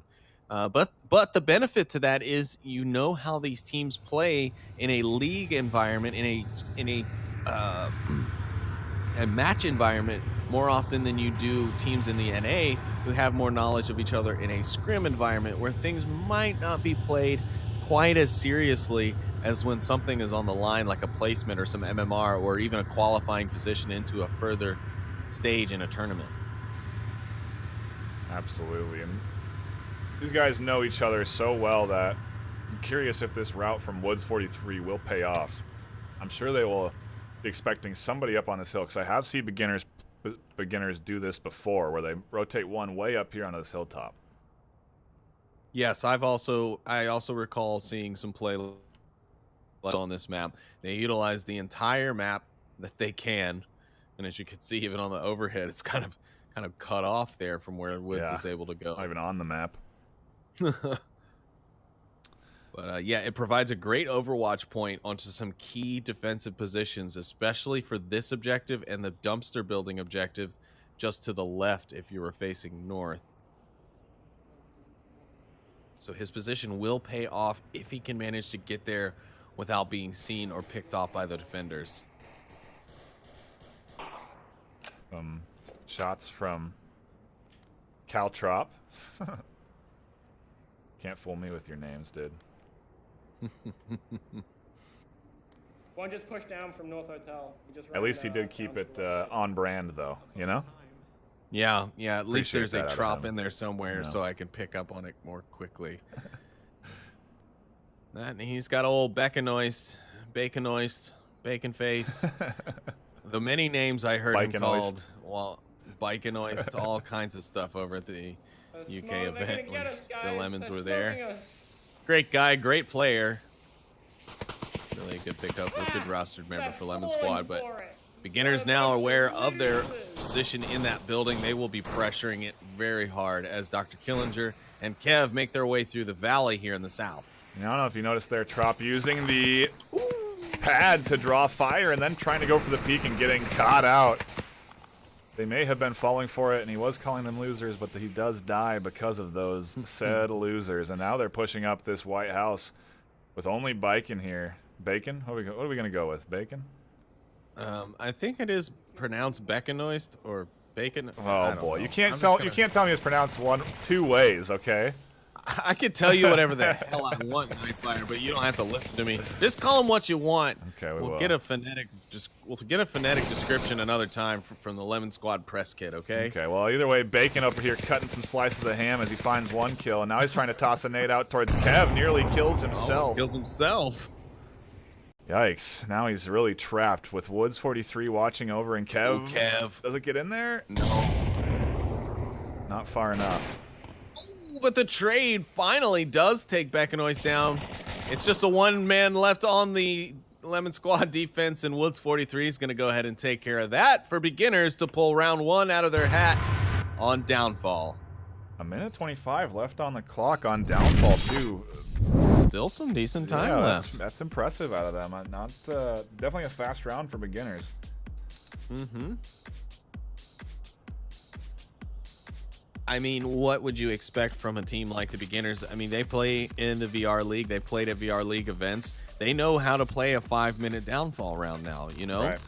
Yeah, it's something they have to do. So they're going to be able to do it here in the VRML a bit easier. And that's, you know, why we do encourage teams, if they're able to play in both, because being able to play at that ESL style pace, that VR League pace, is beneficial for VRML, because if you look here, look, they have a minute and 25 left. Even if their push would have completely kind of fallen apart, there was still enough time for 1 or 2 players to make a key play and still get that round win, which unfortunately, you know, which obviously they didn't need there, but it could have. And that's always good to have that cushion.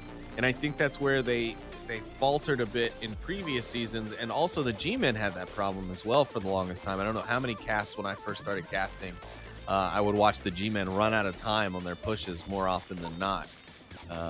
And it was tough to watch because their plays were good. They just needed to be a bit quicker, you know? Absolutely. Yeah, it's definitely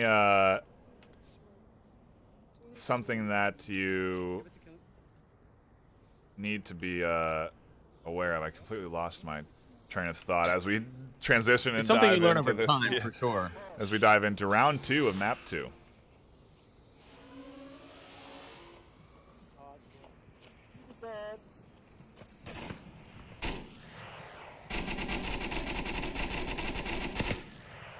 There's one on the mound west of White House.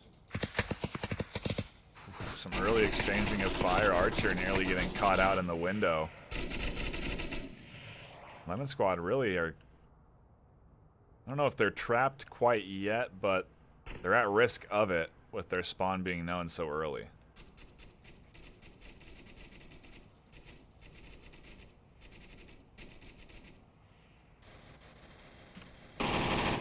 There's Killinger taking out Caltrop with the shield.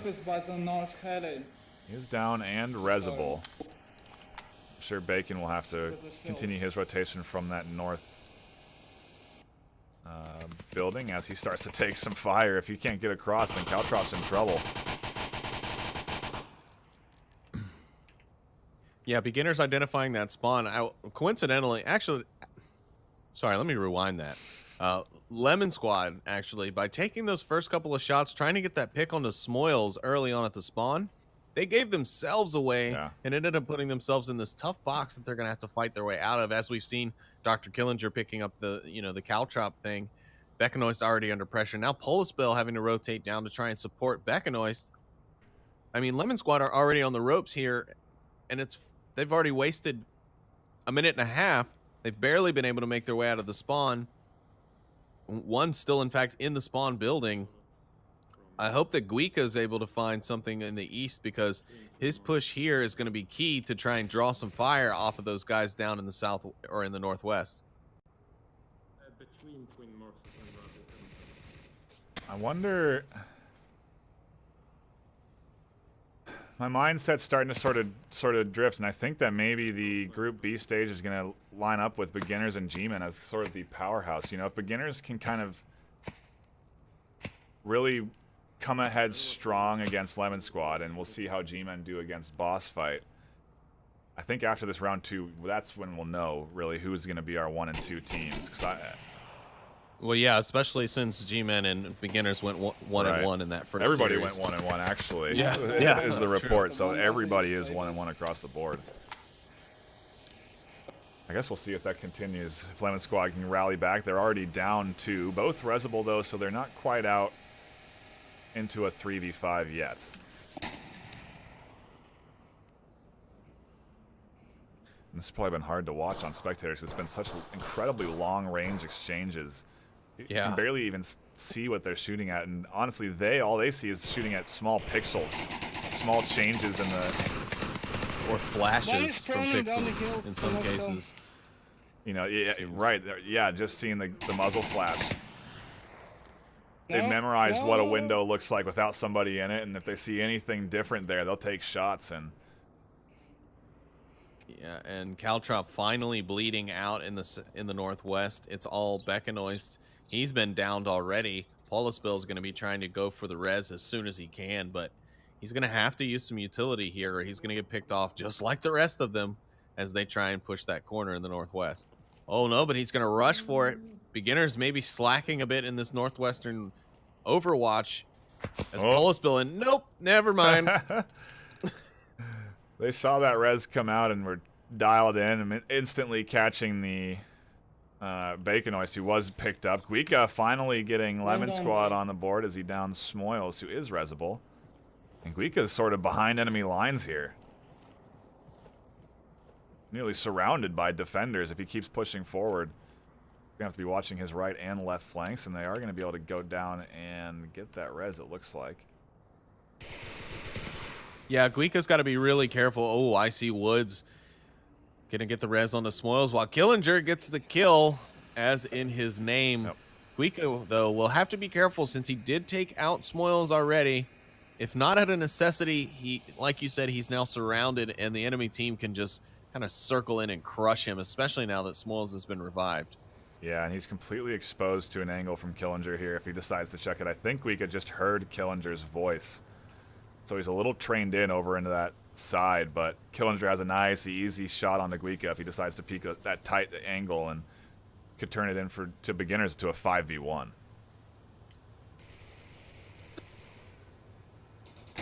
Ooh, Polispil takes a hit. If he doesn't have a syringe, he's going to be moving a bit slow. Guika, I always tend to forget about that. Getting picked up by Woods. Say that again?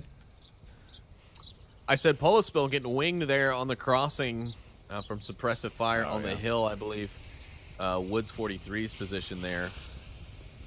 And I forget that nowadays when you get, when you're bleeding, you can't move as quickly. Oh, yeah. So you have to heal yourself in order to be able to make those crossings. And so I'm wondering if that's what's coming into effect here, as Polispil did get the revives. He gets taken down, and beginners take their second round on map 1. They're really giving it to Lemon Squad right now, proving that they are the #1 team in EU for a reason. And yeah, like I said, if this trend continues, I think we're going to probably see. Well, I don't know. G-Men.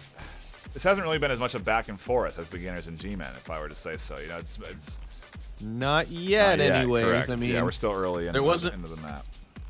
However, the rounds themselves on G-Men and beginners on quarantine, even where G-Men 4-0'd, they were close. Beginners, they were very close every round. I mean, beginners were inches away from getting their rounds almost every time as well, with only a couple exceptions. So that's no gauge. But here I feel like, yeah, beginners, even round by round, are just besting Lemon Squad at every corner. Let's do a quick check-in to Master League 2. See how the action is unfolding there. We'll have to wait until they hop into the next round, and I will let you guys know as we dive into round number 3 of map 1. Beginners versus Lemon Squad. Beginners with a commanding 2-0 lead and winning in pretty dominant fashion that last round. 5 alive, not a single kill coming in from Lemon Squad.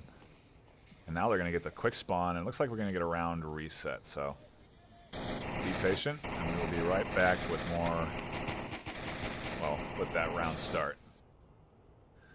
And we're still waiting on that info from Boss Fight versus G-Men.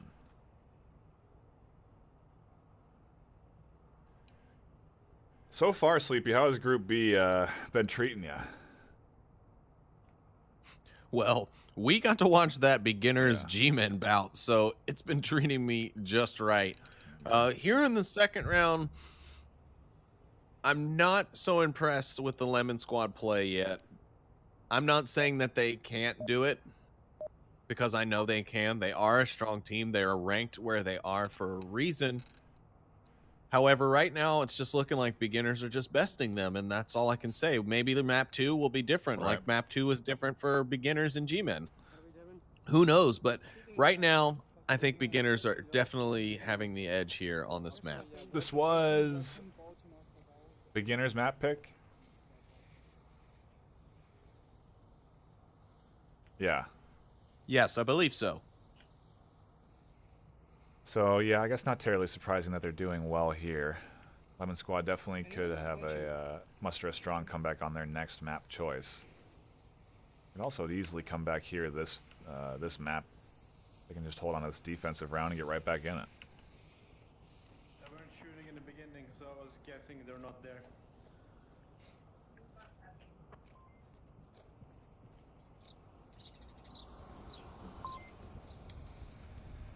Don't do it now, Bacon.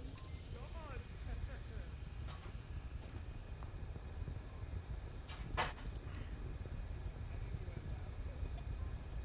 Polispil in a interesting position, sort of tucked himself into this little crater by Blackhawk.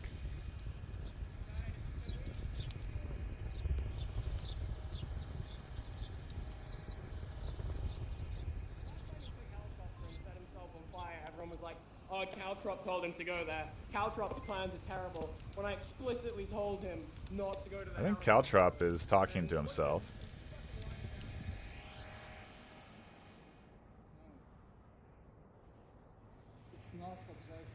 Interesting how I think you could be a little bit more dialed in.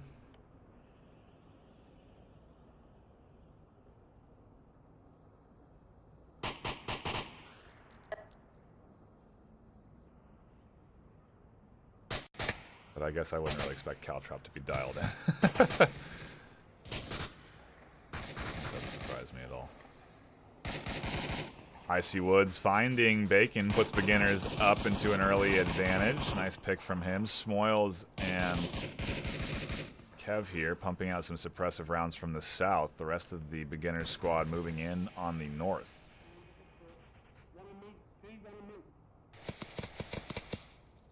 Was? It's okay, it's fine. That's me. Yeah. Check my cabinet. No, I'm pretty sure that's not Strauss. Beginners here are just putting in some work with that early 5-4 lead. They're in some great positions now. Woods 43 pumping out some suppressive fire down onto that defender by the tower.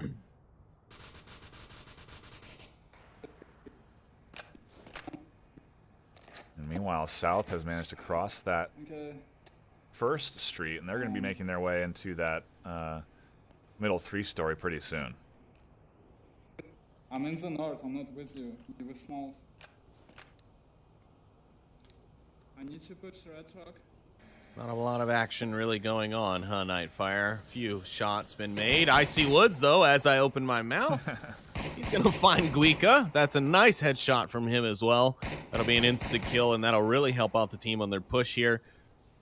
Of course, we know why that not a lot of action has gone on. Beginners wanting to ensure that they are in position affirmatively before, engaging this objective. Yep. This is exactly how they want to be attacking. They should be looking for a cap opportunity here. If they can take out Polispil, honestly, they can be capping on that corner. Trop may not see them in that top story, and we saw it happen in one of the clips from the Challenger League. Yes, we did. Now the shots ring out from Polispil to get that kill onto Woods 43. So Icy Woods will more than likely be trying to check here. He's going to be hard to see as he's down in that divot at the tail of the helicopter. Kev putting out some rounds in that middle hotel as they cap it, just putting some pre-fire onto the corners as he rounds them. And yeah, Polispil patiently sitting here. Caltrop getting a little risky there, peeking that window, looking for those kills. One west red truck.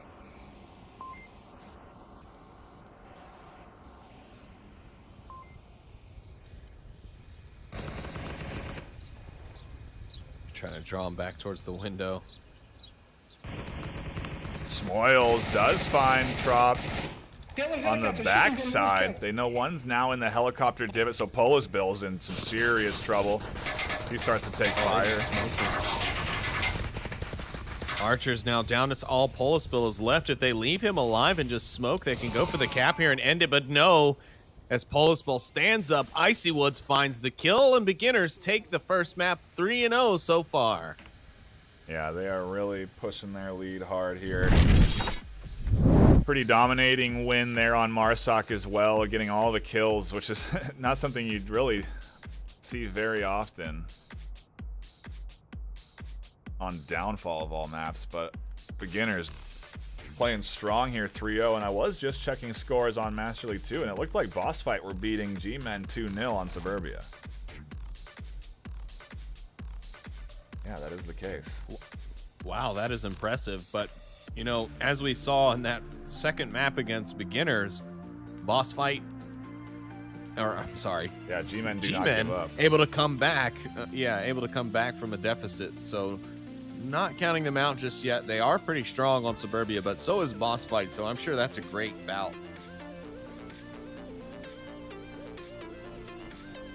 Yeah, I think we're going to see Lemon Squad's best chance next map, whatever map they do end up picking.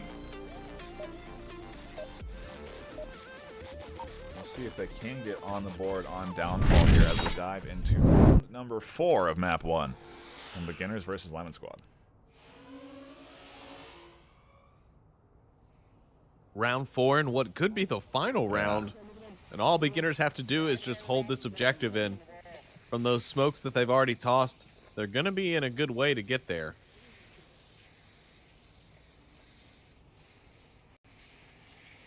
Killinger even blocking a smoke across to ensure that he's safe as he gets there. And a lot of pre-fire coming in from these guys as they crash in pretty hard, all 5 up this north side. Yeah, they're utilizing that shield that Caltrop's pulling to their advantage. He's kind of the tip of the spear. He's going to be able to give the call-outs as they come in from the shots fired. Icy Woods will find Polisbill as he transitions from the truck to the building. And he finds Caltrop with just a little bit too much body exposure. Now the push has been effectively shut down. It's just Bekanoist out there kind of in the open. He's on the backside of the building. Killinger should be able to pick him up if he tries to get too sneaky. And then you got Archer, who's out in the open. Kev gonna find Guika. Bekanoist gonna be just only the cover of the wall. But he's close. Bekanoist could do something here with some smokes. He's got to get a couple of key picks, though.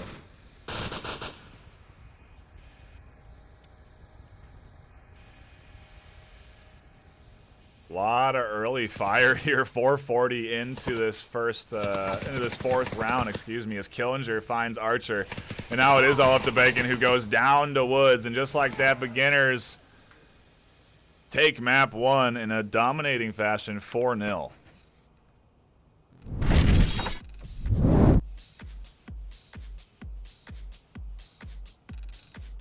Whew. Well, that push, it seemed like it could have worked. I think a little bit more coordination between the rifle and the shield could have done a little bit more damage to the Beginners' defense early on, but overall it was a great defense from Beginners that just shut that down, and now we move on to map 2. Interestingly enough, it is going to be Cargo, so Lemon Squad trying to shorten things up on Beginners, forcing them into fast, quick play may be the right strategy to go with, but I'm feeling that Beginners may also be potentially strong on this map as of late.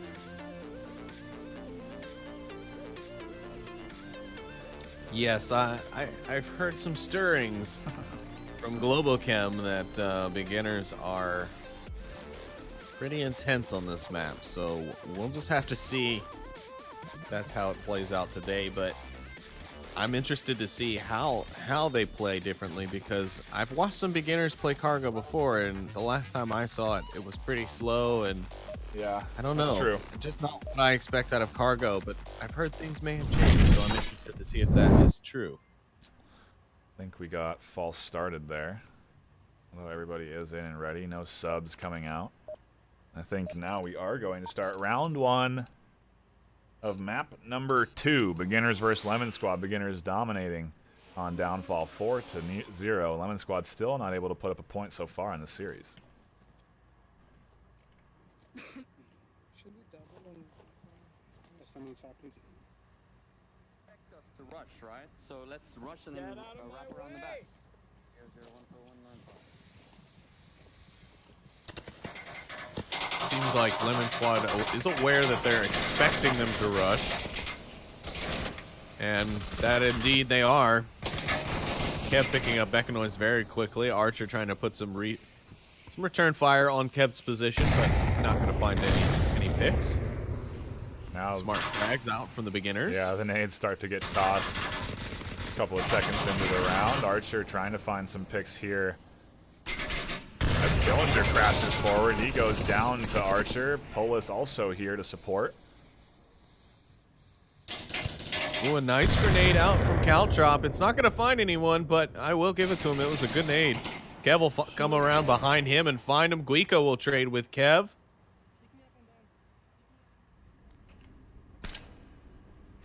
Now it's all up to Archer in this 1v3. Smoils confirming Guica. And Archer now dropping back, rotating around to the other side, closer to the objective side. Maybe he'll try to push up there.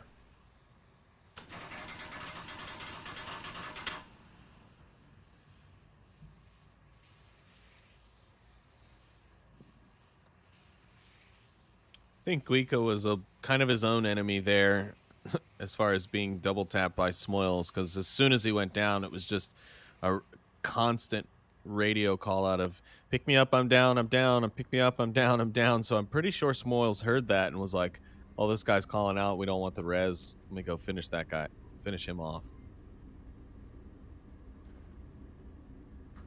Yeah, you have those open comms. You have the ability to to hear the enemy voicing him what they need, and so absolutely right, biting him in the butt there, trying to get picked up.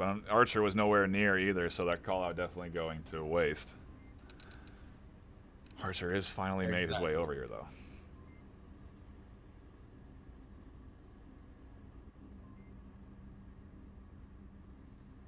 And now this isn't over by any means.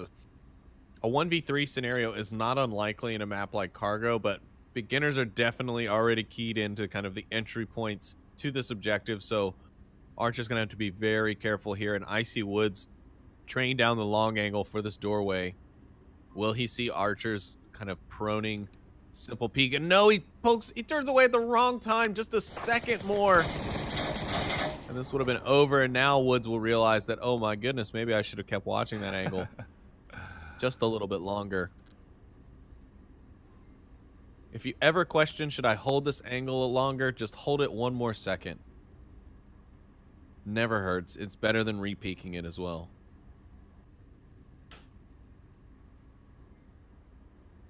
Archer now trying to make his way out the center of the map and make his way through 3 defenders, and that just won't work out for him as Icy Wood spots his side and takes the shots. Beginners still remaining undefeated against Lemon Squad in the series.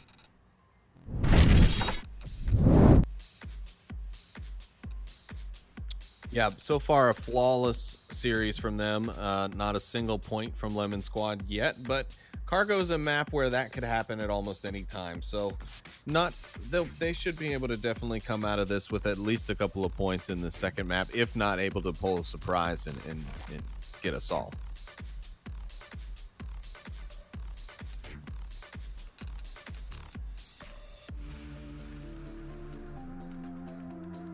I think this trend's going to continue, man. I think Beginners are just going to keep doing what they do. They've played Lemon Squad so many times, and I want to take a look at match history between Beginners and Lemon Squad, because I feel like Lemon Squad have done well against Beginners as of late.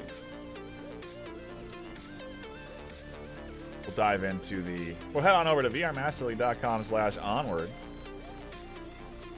You can find all of your Onward statistics and needs. Go ahead and look at the worldwide standings. Click on Beginners, takes you to their page with all the stats. You can even see that, yeah, as of their most recent match against Lemon Squad, 8-12. Did they lose any maps? No, they didn't, but they all came pretty close. The first two going 3-4. I'm interested. Was Downfall any of those maps? Yes, the second one was. There actually, it was Cargo and Downfall were the first two maps in their last series. And Beginners did win it, so if they can keep that trend going, maybe they can come out ahead here as well with map number 2. Would definitely be bad news for Lemon Squad, putting them at 2-2. But right now it is looking, I don't know, it's going to be interesting. Boss fight seemingly coming out ahead in map 1 against G-Men.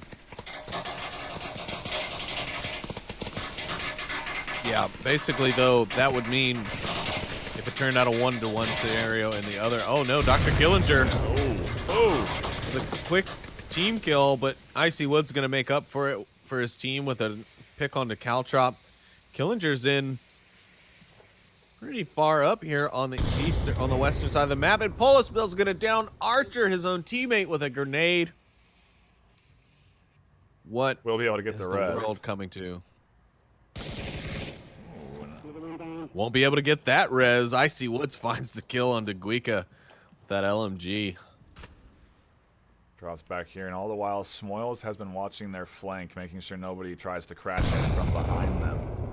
They probably could use him up there advancing with them, but Killinger and Woods a duo here trying to make the magic happen on this side.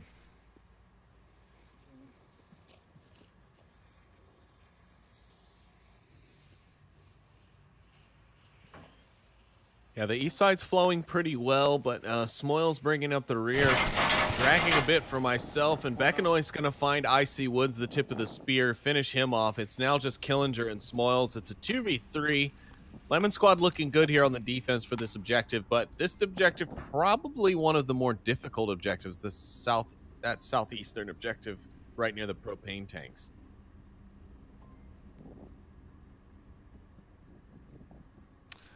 And I did speak too soon. G-Men have not lost that map 1 yet, as far as we're concerned. So, still definitely a good battle going over there on Master League 2. Yeah, there are multi-stream links posted in the Discord as well. I believe also at the beginning of this chat as a multi-stream link. If Buxton's in here, maybe he'll post that for us in the chat. Be excellent. He better be in here, though. All I gotta say.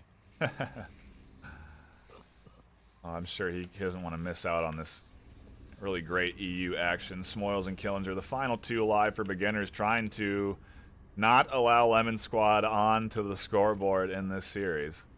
See if they can keep that up or if they will get picked off by Archer, who's making some moves over on the other side. Yeah, he'll have an interesting long angle, but it'll be tough because he's going to have to peek through the gates.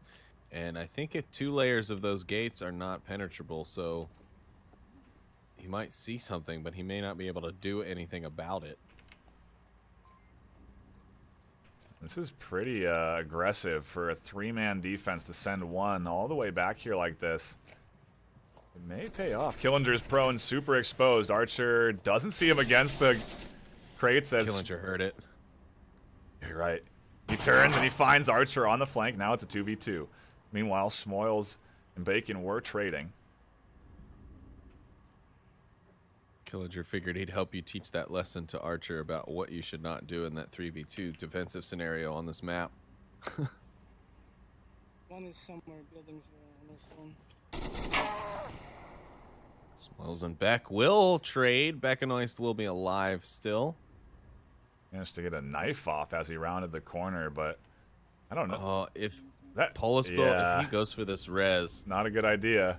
Killinger now has the opportunity to crash in, but I don't know if Killinger's really going to be pushing this aggressively. Yeah, that's the other thing. I think it's safe to... Oh, wow. Well, it won't matter because Polisbill just going to see Dr. Killinger out of the corner of his eye, turn around, and shoot him in the head. I don't know. Maybe we shouldn't count Lemon Squad out. They tied up here 1-1. Be interesting if they could take this map against Beginners. It would certainly keep the rankings real dicey. Yeah, that would be an interesting rest of the day, that's for sure. Every single thing would matter.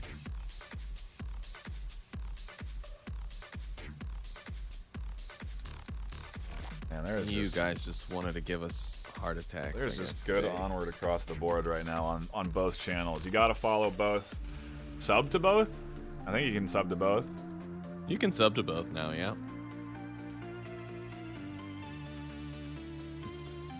'Cause I think I gifted a sub or subbed myself to it and it auto-renewed. I forgot about it. G-Men did lose map 1 for what it's worth. What was the score line? 5-3. They just capped behind Dr. Leo Marvin. It was really something. Wow. Wow, that's, well, kudos then. I mean, 5-2. If G-Men were playing that map the way they were playing against G-Men, then Boss Fighter really tuned in. Yeah, absolutely. I don't know. I would say Suburbia probably is in G-Men's map. Compared to Boss Fight, no, I think I would choose Boss Fight to win that one as well. But we'll have to see. Map 2. Yeah. And to lose it 5-3 to a cap, I'd be okay with. I mean, maybe these map 2s, man, they're really throwing. They're really map 2s are a doozies, Nightfire. We'll see if Lemon Squad can manage to get on the board again. If they can maybe push up a lead here as they go on the offense. They have Trop with the shield and. Anybody want a drum mag? No, let's go. You know, as many times as I've seen Caltrop use the shield, I've never seen it work. Yeah, he keeps dying with it quite often. And quite fast. Maybe on these tighter quarters we'll have a better... Oh no! The power of fuck tunnel compels you! Hey, hand me that nade. Give me the nade.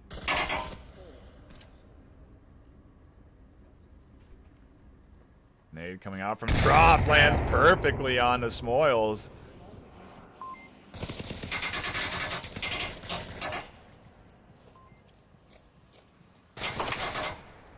Wow, Lemon Squad looking good. A nade coming in. Not quite close enough. But this is the round for Lemon Squad. They can push this lead here. Maybe they're going to look for cap even with 5 minutes left. A 5-3 advantage. As long as Caltrop doesn't die with that shield. Or if Guika doesn't run out into the open where a grenade just landed. Yeah, they have the opportunity here, honestly. Oh, these are good smokes. These are really good smokes for getting up there. Oh, and the grenade from Caltrop was just perfectly timed. And Kev runs right into it. It's the insta-kill, and they're going for it. Yeah. Nightfire, they're going for cap. Trop's here. Caltrop's got his shield out. Punching in the code. They need to not kill Icy Woods, who's now standing in the center. Oh no, I think Icy Woods disconnected at the worst possible time. Is that really how that happens? Is Lemon Squad get the cap and go up 3-1? Yeah, he doesn't actually drop the lobby until after the cap goes in. That is oh no. Tough. And I think the cap would have come in either way. They had that one left alive that was going to put the suppressive fire and sort of deny Woods there, but and even if not, Woods would have been focused on killing him, right? And then so would have gone for that, right? It would. There was a lot of time there. Yeah, I don't think that round would have ended any differently due to the drop, and that's but that being can't able to watch it from bird's eye. That can't be any worse. That couldn't have happened at any worse time. Lemon Squad cap. They can't blame Ping because it's an EU. Yeah, right. Right? Like they'll probably blame us because we're not the EU. Don't suggest that, dude. Now we're in trouble. Oh God, now it's my fault. You can blame it all on me then, Nightfire, because I brought it up. I will. Oh, I know. Don't worry, I know. But wow, Lemon Squad putting 2 on the board there. Really great push, and it was their round the whole way. They had the kill advantage. It was 5-3. They had great smokes. Man, gorgeous. Yeah. They just completely shut down that cross watch from the buildings on the center of the map there by that red container. And then the shield went for the cap. I might have even tried to like somehow put the shield on that box to make like a house over me so no one could just like run the corner and just high angle shoot. But it worked nonetheless. Little help from the disconnect, but again, we both agree that it wouldn't have changed anything. The round still would have probably went the way that it went. We do have everyone back in the lobby, though, so we should be getting back into this action soon. Lemon Squad poised to take map 2 from beginners. What the heck? I wouldn't have seen this coming for sure. I mean, just looking at the match history this season, beginners have always won. The 2 matchups they had, they won 12-4, 12-7 or something, and it's just, yeah, Lemon Squad they got to be locked. I'm curious to hear their comms going into this next round, because I wonder if they'll be a little bit tighter and a little bit more locked in, realizing that they can take this map from beginners. Insane. Really wild. We've seen 3 caps against beginners today. Yeah, they're just it's the fast play, I think. They're getting those the caps that happen, they're getting the picks they need, and they're playing so fast and aggressive. It's unorthodox for sure at this level of play to see somebody risk something like that. You know, we're in the round robin, and I don't know, maybe beginners just weren't anticipating teams to be rolling the dice like they have been. Yeah, I don't know, but wouldn't it be interesting if the #1 ranked VRML team gets knocked out at the round robin stage? Like, yeah, that would be wild. That could make for the most interesting matchup of a semis and finals that I could possibly think of. That could put like a Globo Blaze scenario, or a G-Men Globo, or a Blaze G-Men. Like, who knows who would pull the upsets in the semis if this is what happens to beginners in the round robins in season 7. Next season, NightFiree, I can only imagine if teams continue to put in the work that they have for the last few seasons, things are just going to get explosive. This plus we're looking at a new update soon. Yeah, this is definitely the best season of Onward I've watched, and these round robin stages are proving that this is peak Onward, honestly. Blaze taking a slot in Group A, and now here beginners possibly not even coming out of round robin Group B. It would just be a awesome. I mean, I don't even know what those semis would be crazy. Nuts. Lemon Squad still have a round to go, though. They are at map point here, 3-1 on the defense.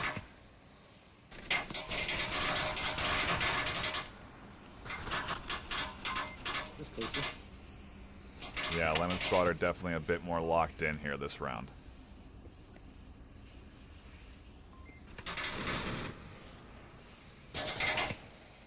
And look at how they're defending. They put 2 inside that objective building. Like, they are not exposing themselves at all. Guika and Archer really the only ones getting out there. Bacon obviously in the forward position. But they are tucked. As they should be. Why risk it? I mean, God, Cargo is already such a random roll of the dice just by spawning in. Am I seeing only 4 alive on beginners right now? No. There's 5 on my side. Okay, you're right. I was missing that 5th one tucked in. You're right. Only 4 alive for Lemon Squad, though, as Killinger picks up 1.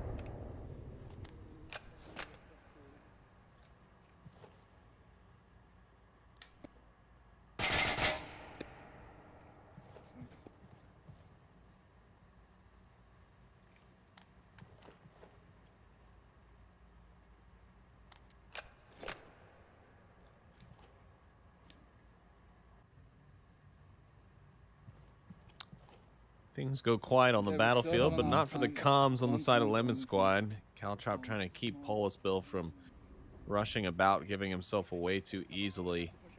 You better be careful because Smoils is in a position where he could definitely pick up that cross. Shots do come out. Caltrop's going to get greedy, and I think it may not end up working out for him. I don't quite think he's got the angle. And no, Dr. Killinger instead going to peek out from farther back and get the kill. Frag goes out on the Spoils, but it is no good. Well placed, but just not far enough. Smoils using that metal can there as a solid bit of defense to peek up over and pump some rounds out towards Polis. It is now 4v3. Beginners in the advantage. And Lemon Squad getting a little bit antsy on their checks there. Polis Bill kind of exposing himself. Guika a little bit as well. Yeah, when Polis Bill dies, it's going to be nothing but his own fault because he won't just sit still. He needs to just watch that tunnel, make sure nobody's inside that or gets by him in the doorway. Oh no, a botched nade from Archer kills himself instantly. And I think this might be why beginners always win in the matchup between Lemon Squad and beginners. Lemon Squad pulls some incredible stuff like that cap they just did, and then now they're going to just walk the win over to the beginners by giving away this round. Granted, they have a round that they can kind of give away, but they're going to put themselves in a position where they have to win on Marsoc at some point. Look at Guika here pushing so far forward. He's abandoned the objective. Kev's on the backside. Guika does find another, but they've lost two. And in a trade between Guika and then, man, beginners coming in on objective. Lucky that there wasn't a cap there that came out, and they do keep themselves in the game and push it to 3-2. Now Lemon Squad go back on the offense.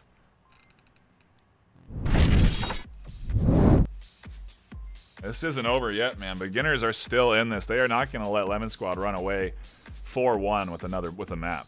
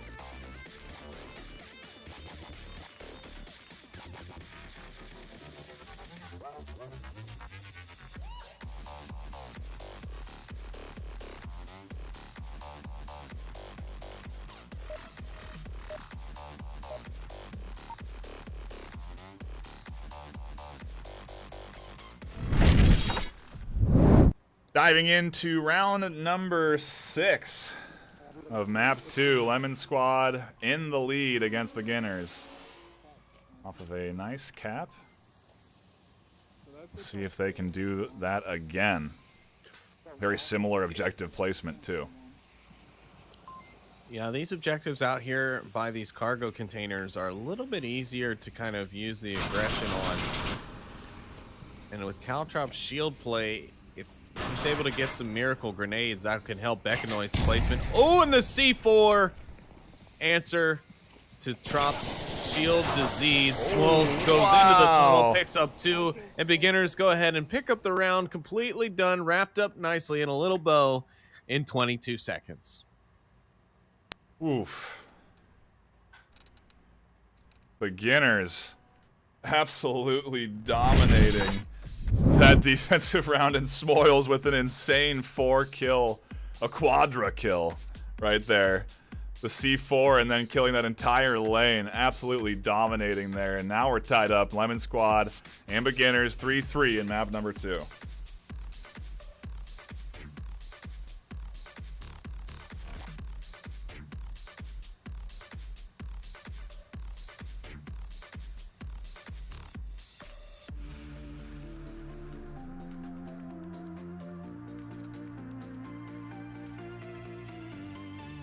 And now also NightFiree, that's another thing. Here we go again. It's Lemon Squad's match point. Yep. They're on defense.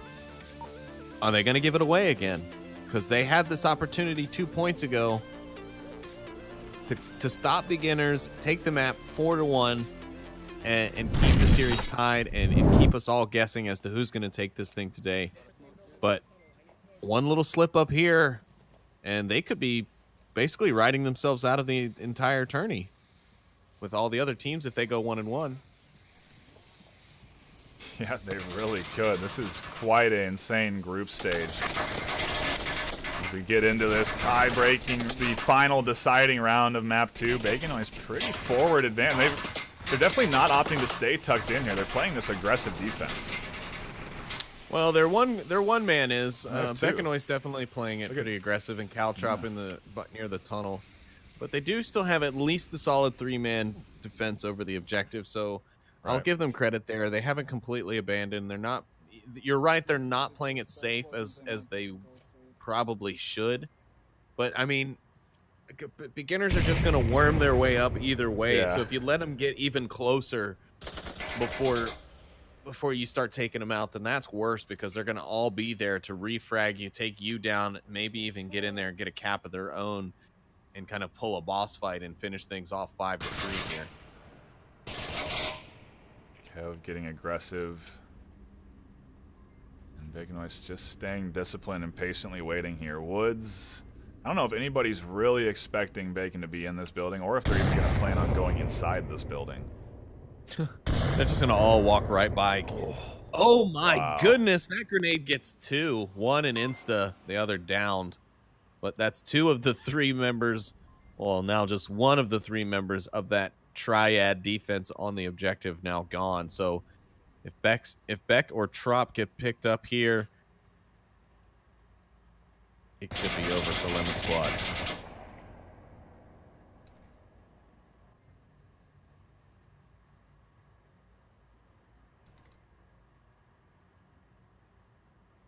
Well, grenade comes out from Guika. Not far enough, but it could have been very good if Icy Woods had made his way completely out of that tunnel.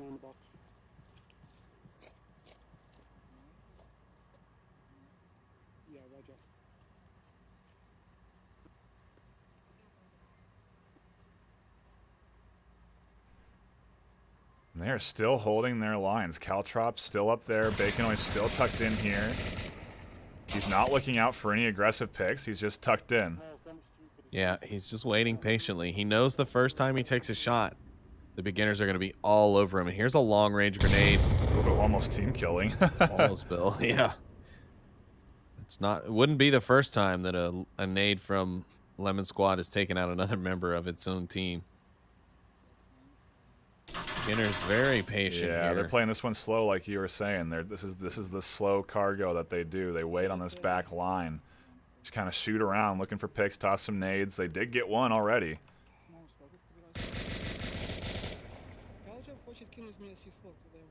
But how can you expect Bacon to be there at this point? Woods has been shooting this whole time. Kev's been dancing around. He's not moved a muscle, NightFiree. Yeah, he is really waiting. I mean, he has not gotten spooked by anything around him. He's not sneezed or coughed or sniffled too loudly. Like, this dude is straight up ghost to them. Until he makes that first shot, he is free and clear to just sit here and wait for someone to walk right into him. But again, the second that happens, it's going to be a world of refrags coming in towards him.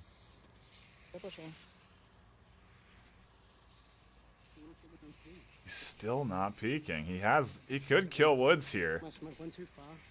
He could pop around the corner and get Kev. Woods finds Guika. If he had peeked and got that kill, he could have saved Guika's life, and now it's a 3v3. Caltrop's still pushed up, and Smoyle's wary of Trop's position there. There's a minute left, minute 50 left on the clock.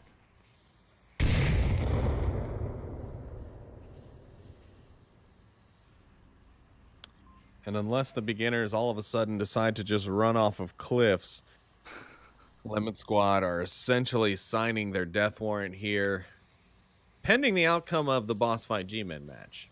We'll see. We'll see what Bacon can do here. He's got to start doing something soon. It's a minute 20 left, and the offense is getting ready to push. Oh, there's Caltrop. He's going to find one. Killinger going to rush out to try and get the refrag on Caltrop, but he's going to miss it. Here he goes. He's doubling back through the tunnel. Killinger going to find him. Baconois finds Kev in the meantime. We're down to a 2v2 now. He went from a 5v3 to a 2v2, and Woods finds Beckenoist. He's down. The double tap will come in. And it's all up to Polispill on the objective in a 1v2 situation. 58 seconds left on this clock. Beginners have to make their moves, and they have to start pushing in here. Polis tucking in against this side is probably their best bet of defense, because now he has that cross. He has to force them to cross towards objective, and he is going to spot one. Can't land the shots. Actually, he does in a trade, but Beginners, with one left alive, take that second map. And even things out for their scoreline to actually push their scoreline to 3-1.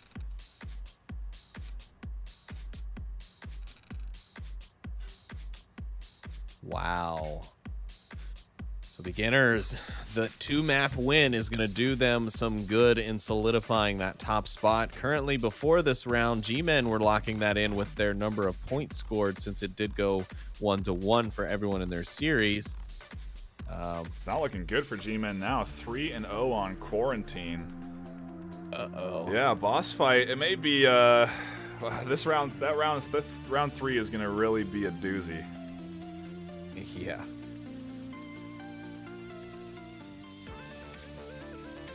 But I think we're going to take a brief pause of the action here. And we should be able to deliver you with more VR Master League action on both channels in just a little bit. If you want to finish watching Boss Fight vs. G-Men, head on over to Master League 2. And we'll give you round 3 in a couple of minutes. Don't go anywhere. More Onward action coming up in just a bit.